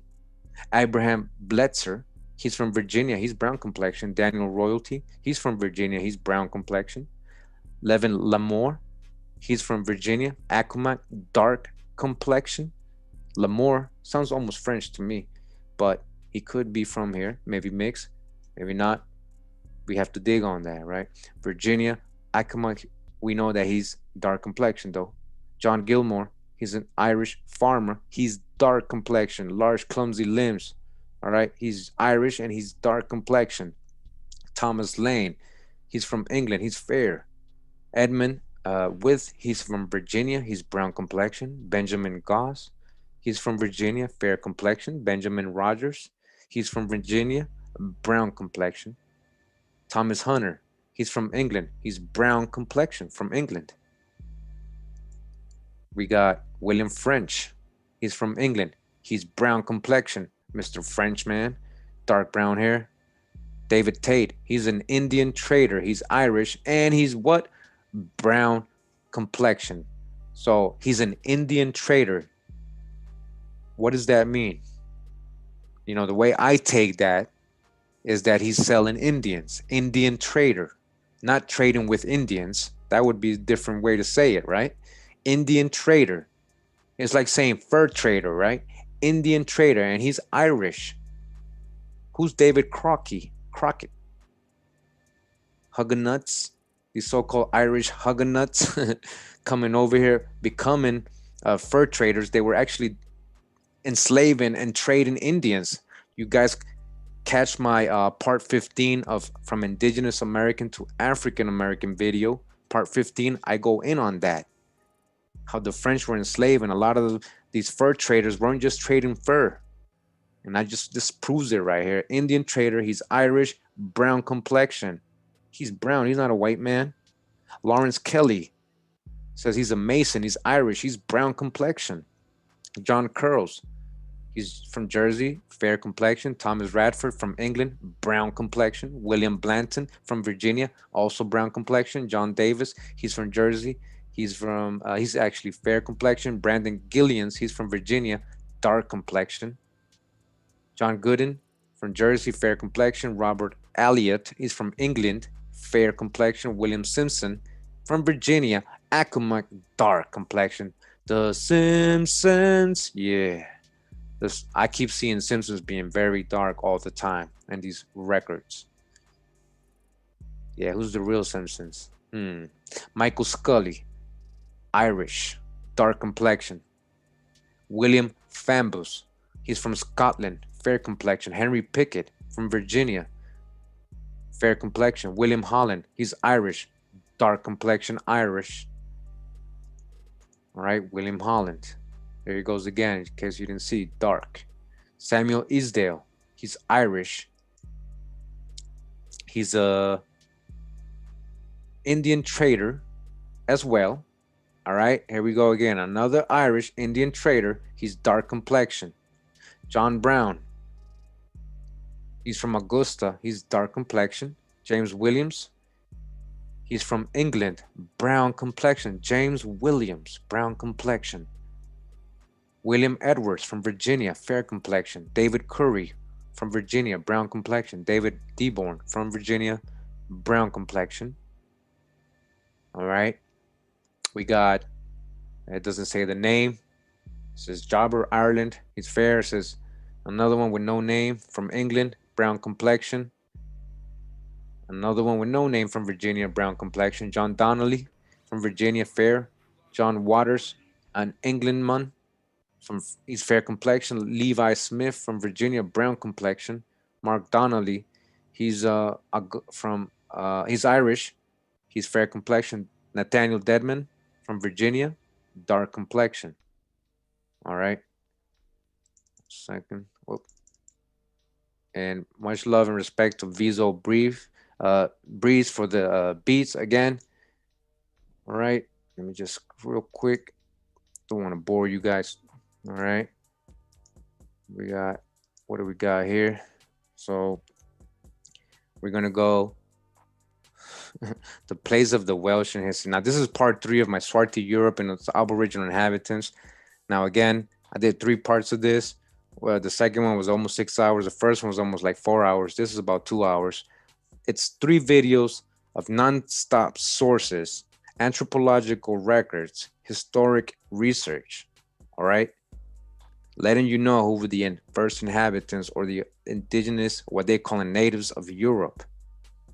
Again, we don't just talk for 4 to 5 hours on a live bad about people. See, I wouldn't even mind if you guys did it, but Slandering people for what? And then saying, here's the Cash App just in case. Check out my last song, Hocus Pocus. So we're gonna go to let me see a minute over here. 247.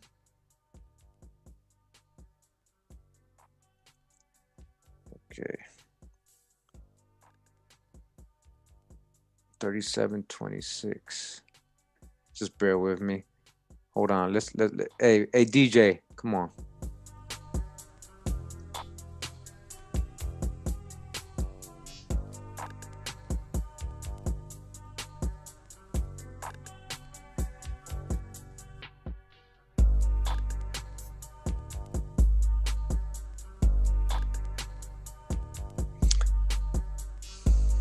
So in this video, I read from this book, Nature Knows No Color Line. All right. This from the author. Let me see. Before we go into that, hold up. So it's Nature Knows No Color Line. Let me just quote the author right here.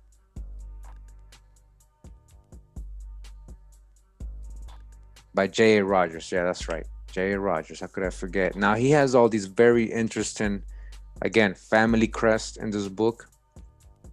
More that we hadn't seen in the other ones. As you can see, it says Negroes and coat of arms of noble families. It got the Gregor, the Scher, the Ecker, Caffin, Littingneck. These are from 1600s, 1700s. All right, you see that? You guys see that, right?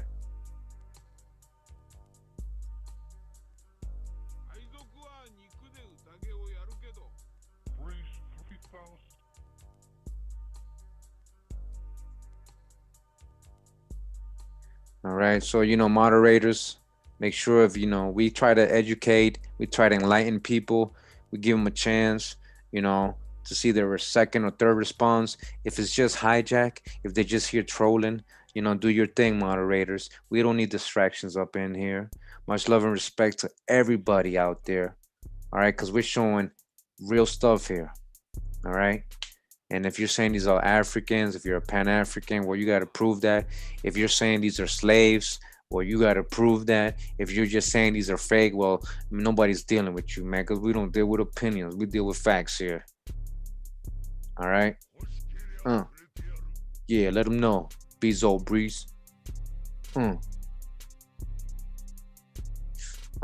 Let's just look at these, enjoy the music while we watch these crests. Germany coat of arms.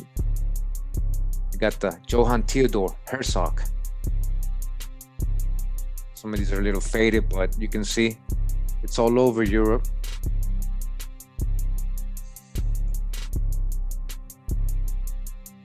All right, Negroes in coat of arms. Schwartz. There you go, Schwartz. Right there. Schwartz. We know what that means. And then it says more, Morenkopf, more, Asambitia, Amorim. Why is the Amorim light skin? Amorim is light skin. The Amorite.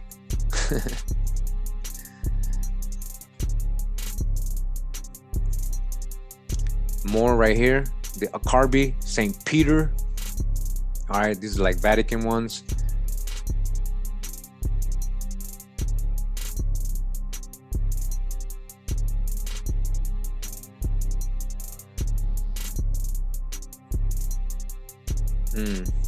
Look at all these crests right here. Oh, don't forget all the information we've put out. All right, sorry about that, a little loud. Yeah, so let's not forget all the information we've put out here. There's a methodology, I guess, into the way I upload my videos and the order I do, so we can do this like a classroom. All right, so we can get so it can get stuck in your head.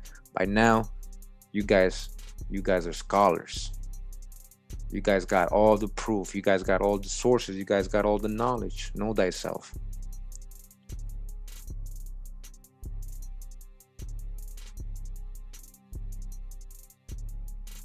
All right.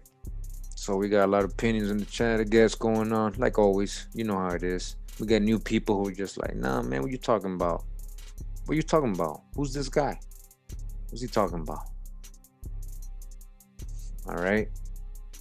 It says here, an interesting gradation of all shades down to the black is exhibited by the Jews, especially dark, where the Jews of Spain and Portugal. The Portuguese Jews were very dark. We already got this in my Sephardic Jewish videos. You know, we know that the Sephardic Jews of Portugal and Spain were very dark, says Pritchard. The Duchess the Abrantes, wife of Napoleon's ambassador to Portugal, said that the Jew, the Negro, and the Portuguese could be seen in a single person.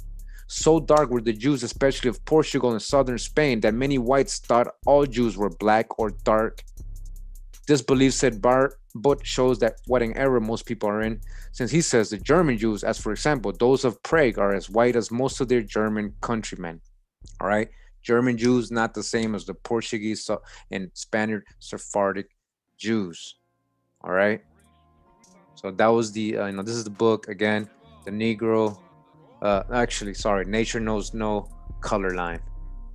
All right, so just want to bring you to another part of this video real quick, since we already know that the Portuguese and the Jews and a lot of these people were very dark skinned. All right, let me just go to this part of the book. I'm sorry, the video. It's late for me, don't worry. Video 2. So I wanted to show you this video I found on YouTube, very interesting to correlate with what we're learning today about, the black nobility, I guess is what they say, or Moors or black Europeans, dark skin, complexion. This is from the YouTube channel CBC Arts. Thank you for bringing this educational video to us. This is for fair use. This is not my video. This is from this channel. We're just using this for education and commentary. All right, so before we start, all right, so I just want to say something, and make sure you don't nobody take this back. Now, this is not, we're not doing this presentation to make black Europeans look evil or say they came and conquered and make it into a negative thing. It's not like that. That's not what I'm doing this for. This is so you can understand a true correct history. And a lot of you have this genealogy, so you can't just say, oh, these are evil, these are the Moors and all these. No, it's not about that. It's really not about that. You really got to do your own genealogy. You might have this in your genealogy, and a lot of these people were anciently from America. I got future videos coming on all this, guys. All right, so that's in my series Nations of the World. We're gonna break all this down. A lot of these Irish and Scottish came from the Americas. And I was trying to hint to you earlier, what are the Jamaicans really speaking? And what is the Gaelic? Why is it called Armoricon? All right, so, you can't generalize. This is not about separation, tribal warfare, whatever, it happens, but it doesn't mean one side is eviler than the other, or that we're trying to say that they're evil or that they're just conquerors. No, a lot of these people, they just came because that was what was going on at this time. A lot of these people were being forced to leave their country and being sent on cramped ships. These people went through a real middle passage. All those years that we believed the whole African thing, and we were feeling bad and like, oh man, that's so sad, and people dying on the way and getting thrown overboard and all that. Well, that happened to a lot of these people. They were being cramped up in ships like sardines. A lot of these people went through stuff. All right, and these are people of color, so-called Negro peoples. Right, these not yo people now just because they're from Europe. So they came in, a lot of them peacefully, a lot of them mixed in with American Indians, other, indigenous people from here.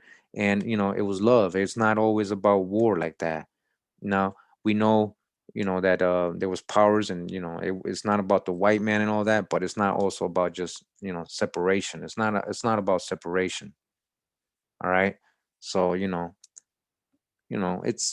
you got to have a full understanding. And, If this happened in the past, doesn't mean we have to still do this now. If there was beef in the past, doesn't mean you got to be beef right now. Why can't you talk things out? Why can't we just work it out? What did Rodney King say? Can we all just get along? All right, let's get back to the video. I'm going to show you what they're going to be talking about in this video, which is this painting of 1570, around 1570 to 1580 in Portugal, Lisbon, Portugal. And I'm going to zoom in. First, I'm going to read. It says, Dutch painting of the Chafariz del Rey, a square with the king's fountain. Lisbon, Portugal. The man who is believed to be the king is wearing the cross of the Order of Santiago, St. James, which was founded in the 12th century to drive back the Moors from the Iberian Peninsula. All right, so you see that a Moor versus Moor war. That symbol he got on, he's a saint. He's from the Order of Santiago of St. James. These people were basically driving back the Moors. So this colored person was helping drive back the Moors. All right, a Moor versus Moor war. He's probably a Catholic. All right, or represented the Catholic monarchy. All right, so you understand what Kurimeo is saying right here? So this is a so-called black man who's representing the Holy Roman Empire, this Catholic institution. He's a knight of this order, a Christian Catholic order, right? And he's driving away the Moors. Who's the Moors? If he's a Moor, and who's he driving away Moors? So what is Moor really about? Complexion. All right? And that's what I'm trying to explain to you. A lot of the brothers out here in this community just like, you know, they kicked us out, the Moors, and then who kicked us out? The Europeans. Well, how do you know the Europeans, King Ferdinand, Queen Elizabeth, all these people weren't so-called black too? Just like Asir the Duke said, they so-called black too. You guys ain't watching your own teachers. You guys ain't really paying attention to your own teachers telling you. They were black too. All right? So when we got to take that idea out of our head, that is European white versus Moors. That's all false. That's not true. You got to go case by case, individual by individual. All right, let's go back to the video. So I'm going to zoom in real quick. All right, just so you can see. You see that? See him wearing. All right, I've shown this before in other videos. Just wanted to show it again real quick because that video is talking about it. So you can see there's people of color all over the place. This picture is a lot bigger. This painting, I mean, it goes all the way over here and more on this side as well. This is just a little piece of it. But the person is in the video is actually going to go to the original painting right now. They're going to be talking about it. All right, so I wanted to show that to you guys. Let's go back to the video. All right, so again, fair use. All right. So we're here at a palace just outside of Lisbon to see the painting Chafariz del Rey. It includes a figure of a black knight that caught Curtis's eye 2 years ago online and has inspired the whole body of work he's been making here in Portugal. I just kept trying to zoom in on this pixelated image to see this knight, to be like, is he really a black knight? And then finding out that he is wearing the Santiago of the Red Cross and my last name being Santiago. And there was something so romantic about this painting. Whoa, Yeah. This is wild. So this is someone's house. Yes. It's real. Hello, little one. A guard dog. I'm Curtis. Aw, you're sweet. You're the sweetest attack dog I've ever seen. This 15th century former royal palace is now one of the many homes of the Berardos, one of Portugal's wealthiest families. Oh, I think I found it. Oh my god.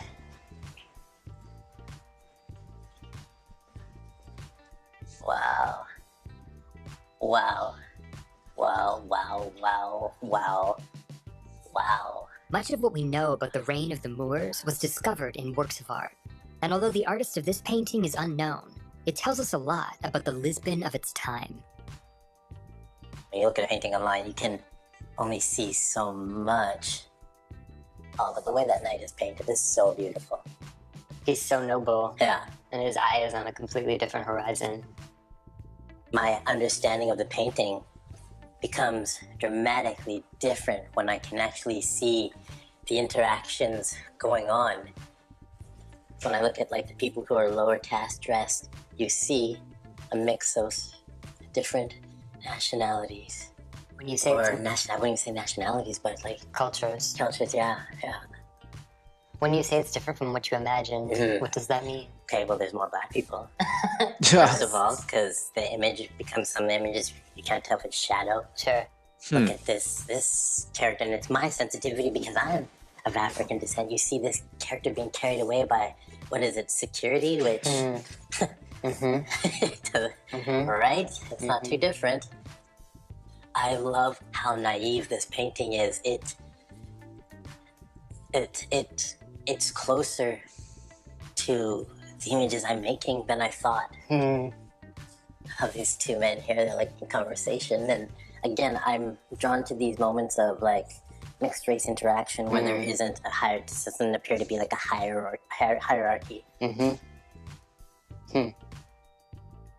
see, these are things you can't tell until you see it. Now I can incorporate how the lace is made there, the hint of that.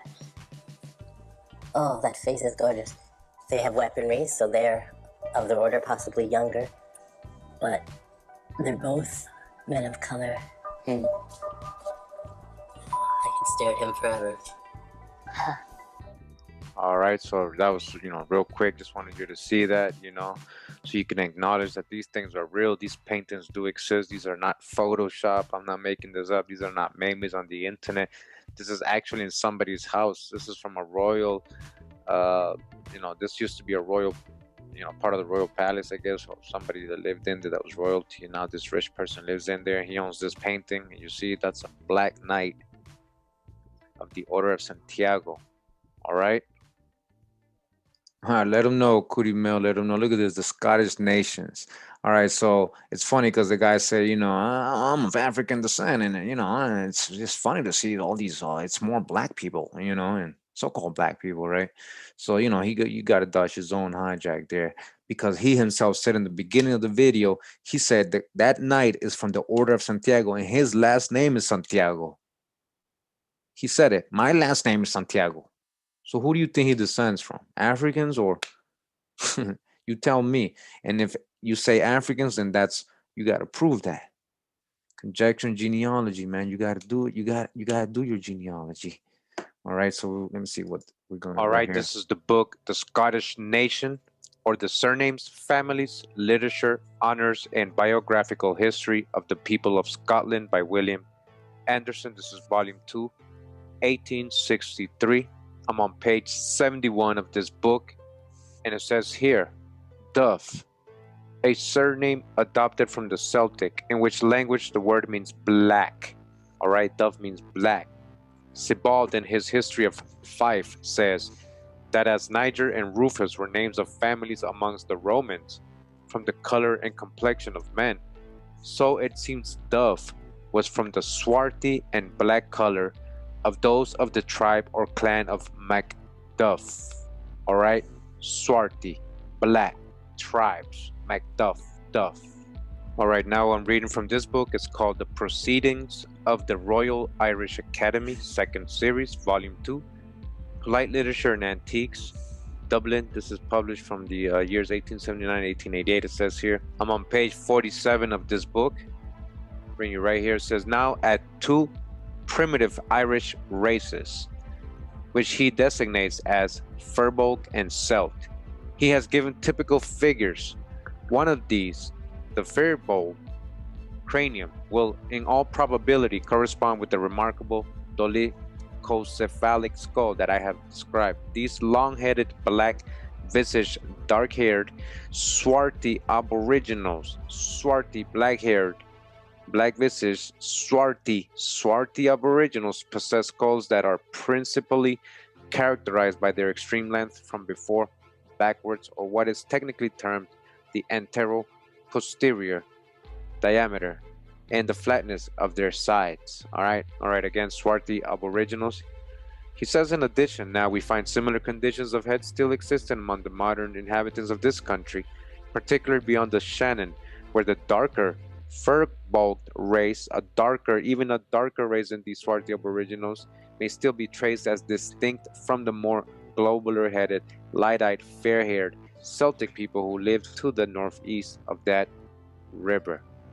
I'm on page 53 of this book now, and I go down here to this paragraph, and it says, the most probable explanation appears to be that it was the result of one of those piratical descents or invasions of the Irish coast made by robber Vikings, Danars, or Black Danes. Black Danes, again, Black Dane, Danish, Black Norsemen, Black Vikings, Black Danes, Black Vikings, the 6 kings, Vikings BI, 6 kings, the 6 Danish kings, Danites, and their ferocious allies from the islands of Scotland, which were so common in the 9th and 10th centuries. These invasions took place subsequent to and were altogether different from the Scandinavian settlements in Ireland of Lachlands or Azure Gentiles, who are described in the chronicles of the time by their distinctive feature of being a white or fair-haired race. All right, so different from the Black Danes.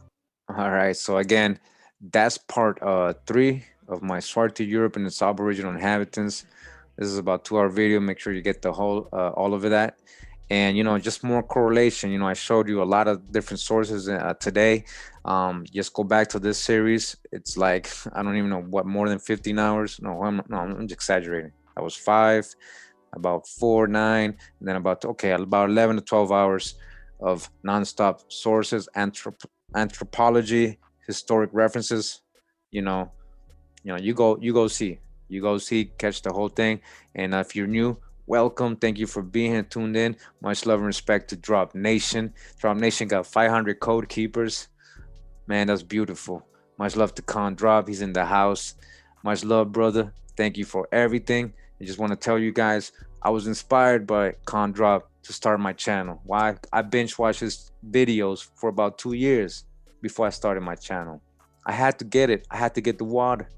I had to get the drop. I started from his first video and I worked my way up.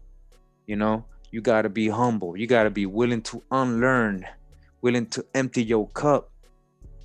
Stop with the doctrines and your opinions, assumptions and conjectures. If you're really a scholar, if you really want to know and teach people, if you don't care, you know, you get exposed, you know, by yourself. You know, that's what's going on now.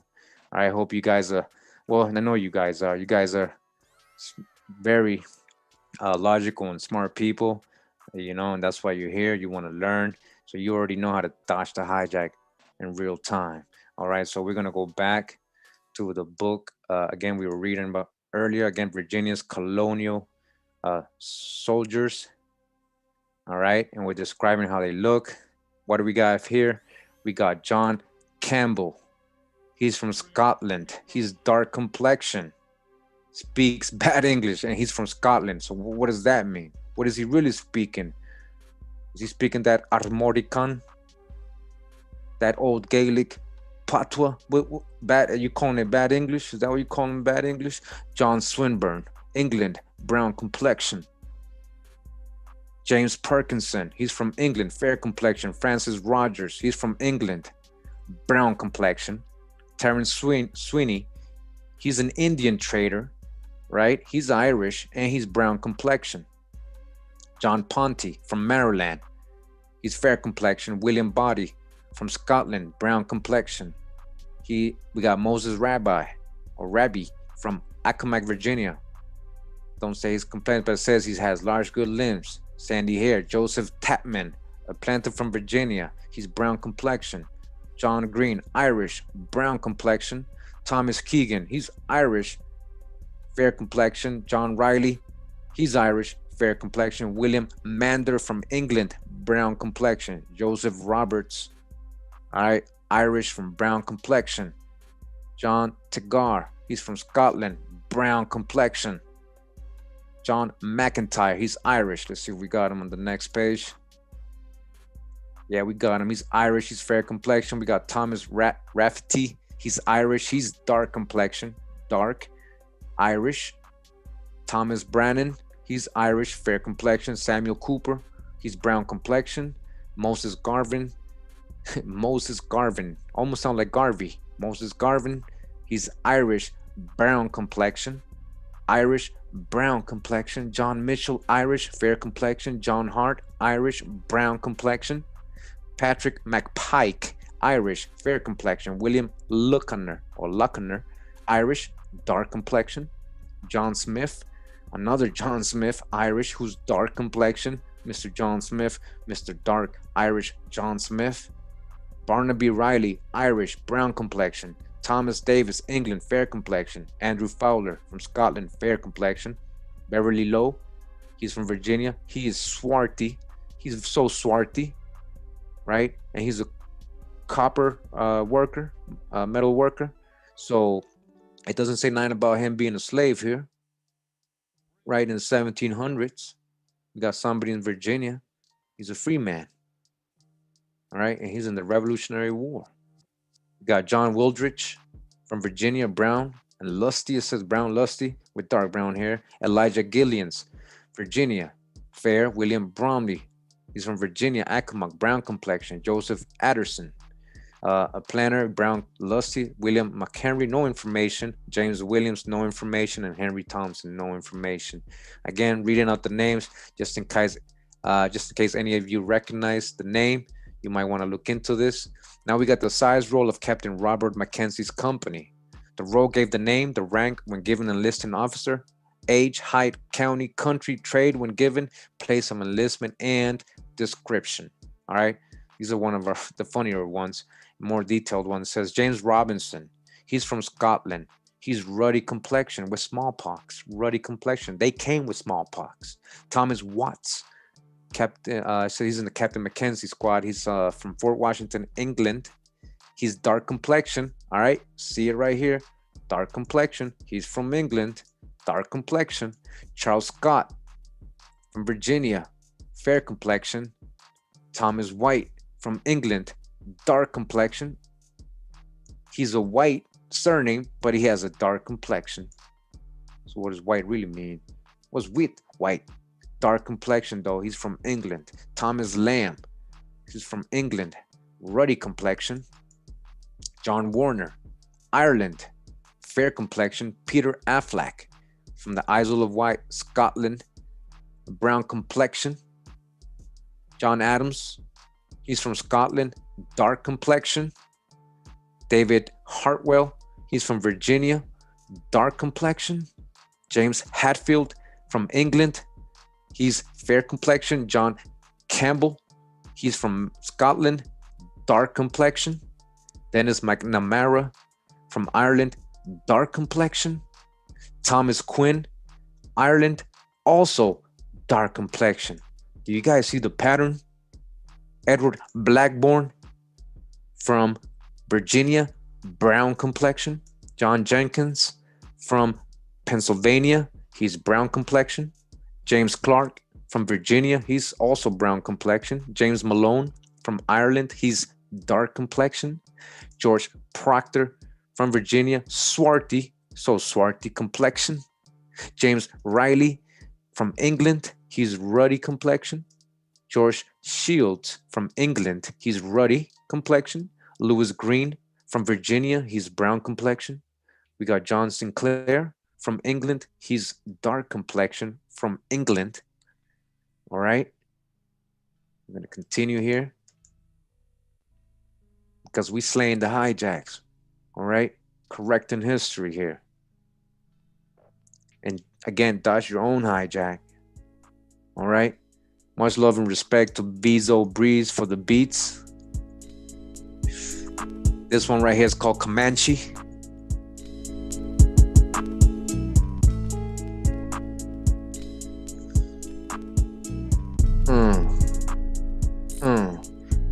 Yeah. 500 code keepers and Drop Nation. Much love and respect, brother. Appreciate that. Love you, man. Patrick Glenn, Ireland, dark complexion from Ireland. James Rowe, Virginia, ruddy complexion. Joseph L. from England, ruddy complexion. David Morgan from Virginia, brown complexion. James Monday from Maryland, he's fair complexion. Thomas Brown, Maryland, brown complexion. John Connor. Oh, we got John Connor. He's going back and forth in time right here. Keeps going back in time. He's everywhere. John Connor. He's from Pennsylvania. He's dark complexion. Actually, he's Irish. John Connor, Ireland, dark complexion. I always knew John Connor was a dark complexion, so-called black man. They try to make the Terminator white man too. You see that? Matthew Lynch, Ireland, swarty complexion. Ain't no getting out of that one. Swarty. We went over the definition, right? How many times did we go over the definition? We went over it again in very detailed in the last books we just read, in the videos we just showed. All right. Ireland, swarty complexion. Roger Bergham from Maryland, fair complexion. George Golden, he's from Virginia, he's dark complexion. William Hogan. Now remember, all these people who are local, none of them say slave. All right, they got their professions, they got their jobs. You know, some of them are farmers, planters. These are not slaves. Oh, Breeze 2000. Oh yeah. George Golden. Oh, we got him already. He's dark complexion. William Hogan from Ireland. Swarty complexion. Hogan. Irish. Swarty complexion. John Simmons from England. Black. Oh. Yeah. Bezo Breeze, man. John Simmons. England. Again. Black. So-called black complexion from England. Lawrence Higgins from Ireland. Dark complexion. Thomas Carr from Scotland. Dark complexion. Philip Burrell from England. Fair complexion. Aaron Sweeney from Virginia, dark complexion. Edward Lang from Virginia, and doesn't say here. I'll get brown complexion. Then we got no name here, no name D at the end. He's from Scotland. They know he was brown complexion though, a Scottish with brown complexion. Thomas Hughes from Virginia, swarty complexion. Mr. Hughes with swarty complexion. All right. Henry Hughes, Ireland, swarty complexion. Another Irish with swarty complexion. So swarty. Joe Simmons. He's from Virginia. He's pale complexion. There you go. Oh, how you know they ain't talking about white people like you? Well, it says pale for this guy. They're definitely distinguishing people, right? They're writing it and recording it here. Again, we're reading from Virginia's Colonial Soldiers by Lloyd DeWitt Bruckstock. All right. The seals are open. Hawa. The seals are open. They kept all this info from us. This is big. Hope you guys are realizing what's going on right now.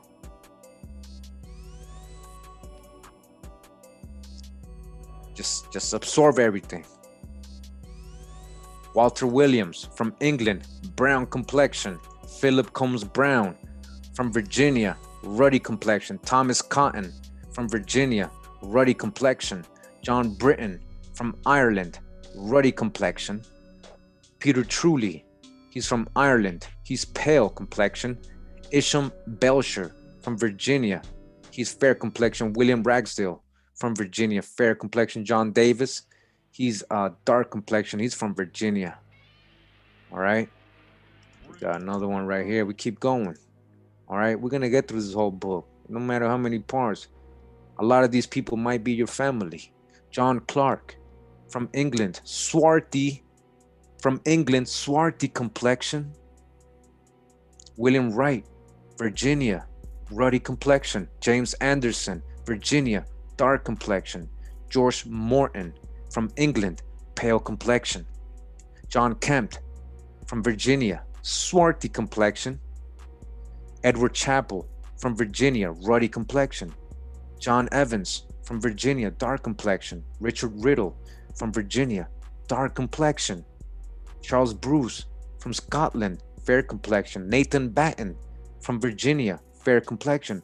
Absalom Campbell from Maryland, brown complexion. William Colbert from Virginia, fair complexion. Jacob Morris from Virginia, fair complexion. Daniel MacLean from Scotland, fair complexion. John Penmore from England, fair complexion. Thomas Smith from Virginia, fair complexion, James Thompson. From England, brown complexion, Robert Thorne. From Virginia, fair complexion, James Turner. From Virginia, dark complexion, Bernard Ward. From Maryland, dark complexion, John Best. From Virginia, fair complexion, Stephen Fields. From Virginia, fair complexion, Jacob Mosley. From Virginia, dark complexion, Elijah McCoy. From Virginia, fair complexion, James Maxident. From Virginia, fair complexion, Thomas Newland. From Pennsylvania, he's fair complexioned, William Patterson. From Virginia, fair complexion, Thomas Roberts. From Jersey, he's brown complexion, Peter Solomon. From Virginia, dark complexion. All right.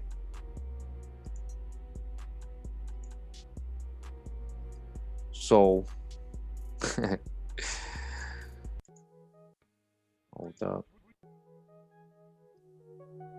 So, what do you guys think? We're not done with the book, but I think we're done for today. I gotta get to work in the morning, unfortunately. But I just want you guys to, suck it all in and, just realize what we're uncovering here. Much love and respect again to Drop Nation. We know it's a more and more war, but it doesn't have to be a negative thing. It doesn't have to be a negative thing today, right now. Know thyself in many ways. All right, it's not just one grandma, not just one grandpa. Every generation doubles. By the time you're like 200-300 years in, you got many grandparents. Do your genealogy if you like to know. If you already know, because a lot of you, and I know you know what I'm talking about, you already know what's up. You already know who you are, man. All right? You already know who you are. But for those who really want to know who they are specifically and document it, do your genealogy. All right? It's not that hard. Trust me. Hit me up if you need the help. I've gotten pretty good at it. All right? Forgotten soldiers. The Virginia's colonial soldiers. This is from the 1700s. We're rewriting history or correcting history. They can't stop this. Wow, Much love and respect to everybody that tuned in today. I appreciate it. It's been hard to get these videos recorded now. My time is just so busy. Had to make moves recently, do some, make sure my family's all right, make sure everything's all right for the future. So I just want to, let me see if we can, once again, if you like to support, if you like, what you see here today, if you want to support me in any way, this book that we're reading today, I had to buy it. If you want to help me be able to buy things like this so I can read it to you guys and present it to the world, present it to everybody, you can help me out by being a patron if you like. I share many things here all the time with my Patreons. All right, a lot of different books, and I do about 3 to 4 books a month. If you like to contact me personally, there's an instant message here, so you can reach me personally here. I get an email notification, and I also get the app to notify me right away, so I'll respond right away as soon as I see the email. And as a patron, you get to unlock all these posts. All right, this is something I just do for people who take the time and make the effort to go ahead and help me, donate to me. And I appreciate everybody who donated today. If you did, much love and respect to you. I really, really appreciate it. May Hawa bless you. I mean that from the bottom of my heart.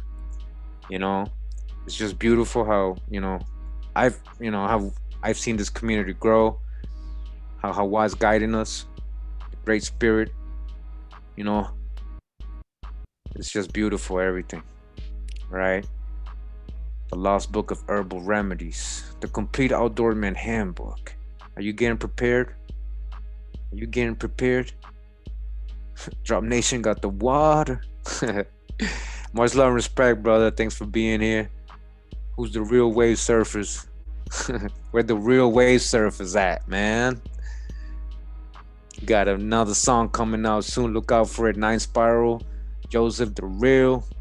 Much love and respect to you brothers too. My Catawba brothers, Anu, Wanagi, Kiowa, Opemiha. Much love and respect for all the support. These guys talk to me all the time, help me out with my research, send me things, or just, support in any way. Just let me know, I'm not alone. Anybody I need to talk to, I can contact them, So thanks for that. Make sure you go subscribe to all these channels, support everybody who's, putting out real info. Again, if you want to help me out here, if you want everyone to donate, if you want access to those books, you can go to patreon.com//Kurimeo. All right, /Kurimeo, Kurimeo. All right. And may Hawa bless you if you do. Yeah, and if you do, and if you become a patron, holla at me. Don't be shy. I'll respond right away. All right, so I'm gonna go ahead and end it there. Once again, thanks for being here today. I really appreciate the love in this community for the real ones. Even though we got a few trolls here and there, even though we got a couple haters here and there, always talking, bad mouthing, slandering, being false witnesses. It's okay. They'll have to deal with Hawa, not me. All right. And the real ones will soon, see and recognize real. Much love and respect. Thank you. Thank you for coming through. Make sure you subscribe to 432 The Drop Radio. If you like the info here, you'll love the info there. Once again, if it wasn't for that, brother, I don't even think I would have a YouTube channel. It's just like that. It's like that. It's like that. We're gonna get our land back. It's like that. It's like that. You know that. Much love and respect. All right. I really don't want to leave. I really just want to stay here, man. I love being here with you guys, man. Con up, man. Man, it's just beautiful. Hawa's beautiful, man. It's just beautiful how everything works out sometimes. You gotta believe in yourself, believe in your tribe, believe in your people. Follow your heart. Keep the code. You don't know what that means? You gotta really know what that means then. Keep the code. All right? Righteousness. Stand up for injustice. All right, we gotta do this. We gotta do this together. The time is here. The time is now. What you waiting for? It's not just about watching YouTube videos, right? Even though I appreciate you guys being here, because I didn't start this just to make money or just to get views. But I appreciate all the growth. I appreciate the journey. I wouldn't change anything. I wouldn't change anything how it's gone. Let go. Yo, who got the water? Drop Nation got the water. Make sure you subscribe 42 The Drop Radio. He's in the chat right now. Click on that link. Go to his channel. Who is Prester John? Know thyself. Kandawi. Let go. Yo, much love and respect to Vizo Breeze for the beats. He held it down today. Thanks a lot, brother. What you gonna leave us with today, Vizo? What you gonna leave us with today, Vizo? Reese 3000. Thanks for the beats, brother. Background beats he gives me for my videos.